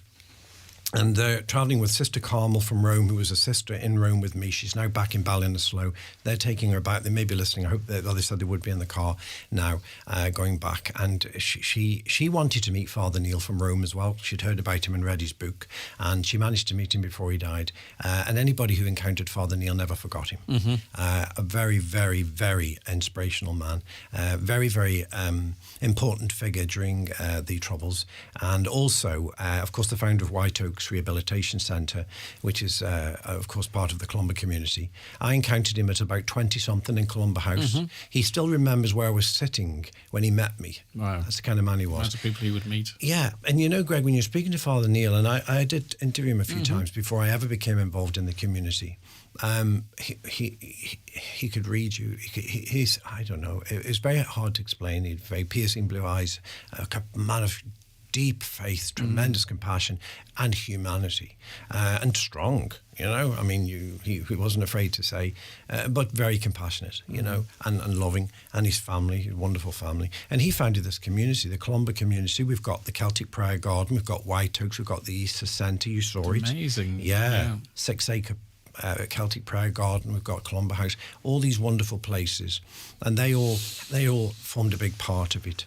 And so the Columba community, Medjugorje, lots of people I encountered through Highland, who all... I mean, if I went away to Medjugorje, I was always impressed by, and I know I gave things to you as well, you were always pleased to get a medal or something, and everybody was, and it didn't matter where people were on the journey. I know people who had no interest in the Catholic Church whatsoever, but I would say, I got you this from Medjugorje, oh, thank you. And when I'd meet them, they'd open up and say, look, I still have it in my wallet, you know. People still have... People, you know, in their hearts...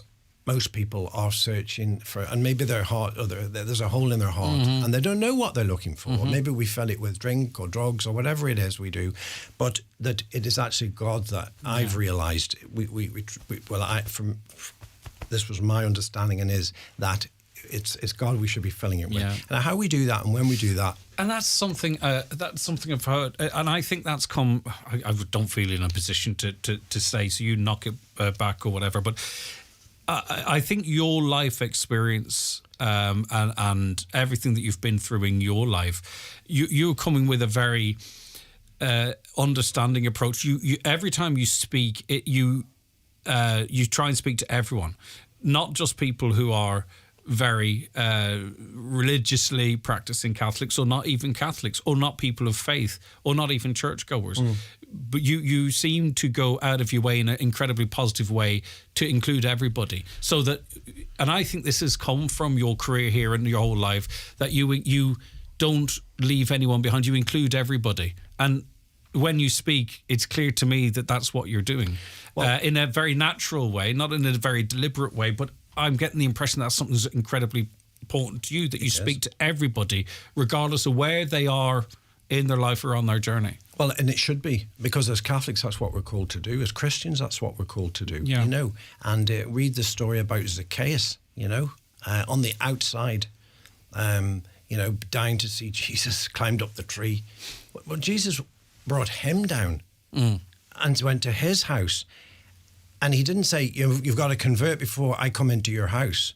He went into his house and he ate with him.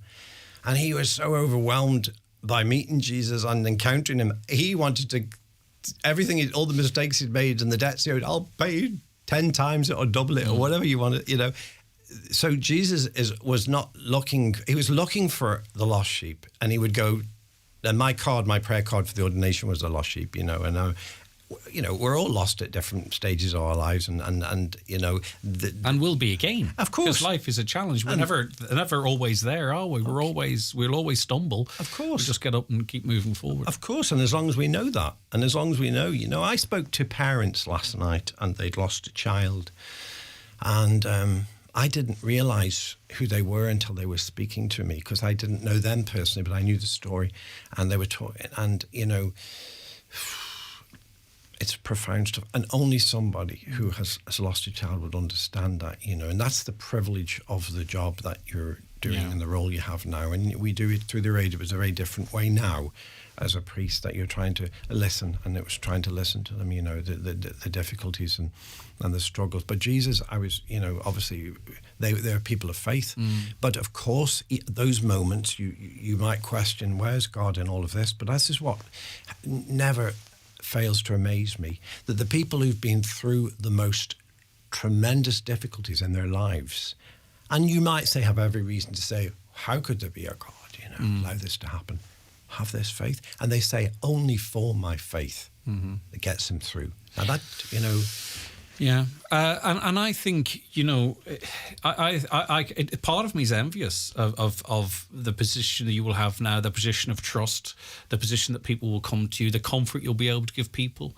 and do give people. I think that's a beautiful gift to have, if you know what I mean, a beautiful position to be in. Well, we're all in unique positions. You're in the position of being a wonderful father. I've seen you with your children. I've seen you the posts as well, because I you know, I'd seen your older children, and they're lovely, and you saw them as little children. So you have that, which I don't have. So we all have our own experiences, our own journeys, our own vocations, and not everybody is called to priesthood. Not everybody is. Everybody has, you know, a different status in life, and that's fine. Okay, Father Shaun Doherty, we've just had so many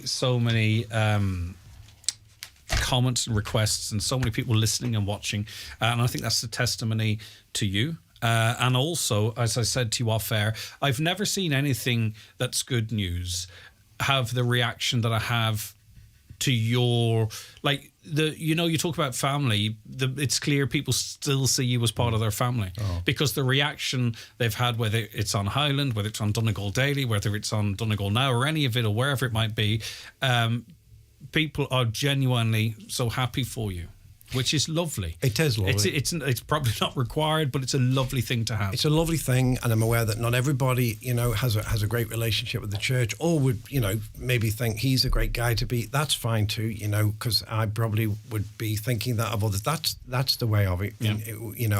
I'm aware of that. And I wanted to mention, Greg, the Donegal Hospice, because as a patron, I haven't been around, and I know that people have been very supportive of it. And Grace and Isabel were there at the ordination, so I know, and I'm very grateful that people continue to support it. And I know that you, as a group, as Highland Radio, and David James doing this jiving and everything, he's been doing brilliant work. And please keep supporting them in the Foyle Hospice and the Ray of Sunshine in Africa.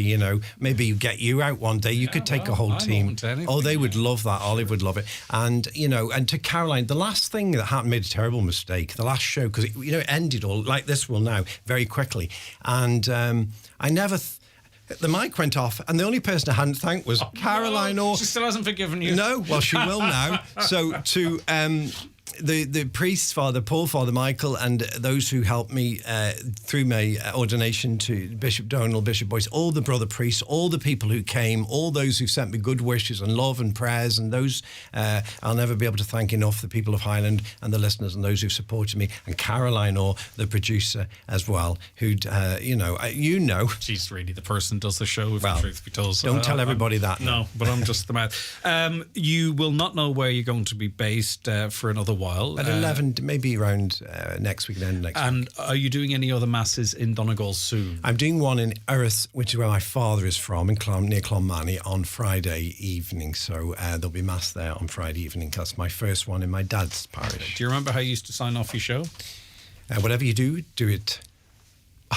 Shush, safe. Whatever you do it nicely, do it safely, but most of all, do it with Highland Radio. Father Shaun, it's been wonderful, and it's been wonderful to see where you. I know it's just a lovely story, as I said earlier on. Okay. Thank you so much for coming in to us. Thank you, and hopefully we'll speak again in the not too distant future. Thank you. That's where.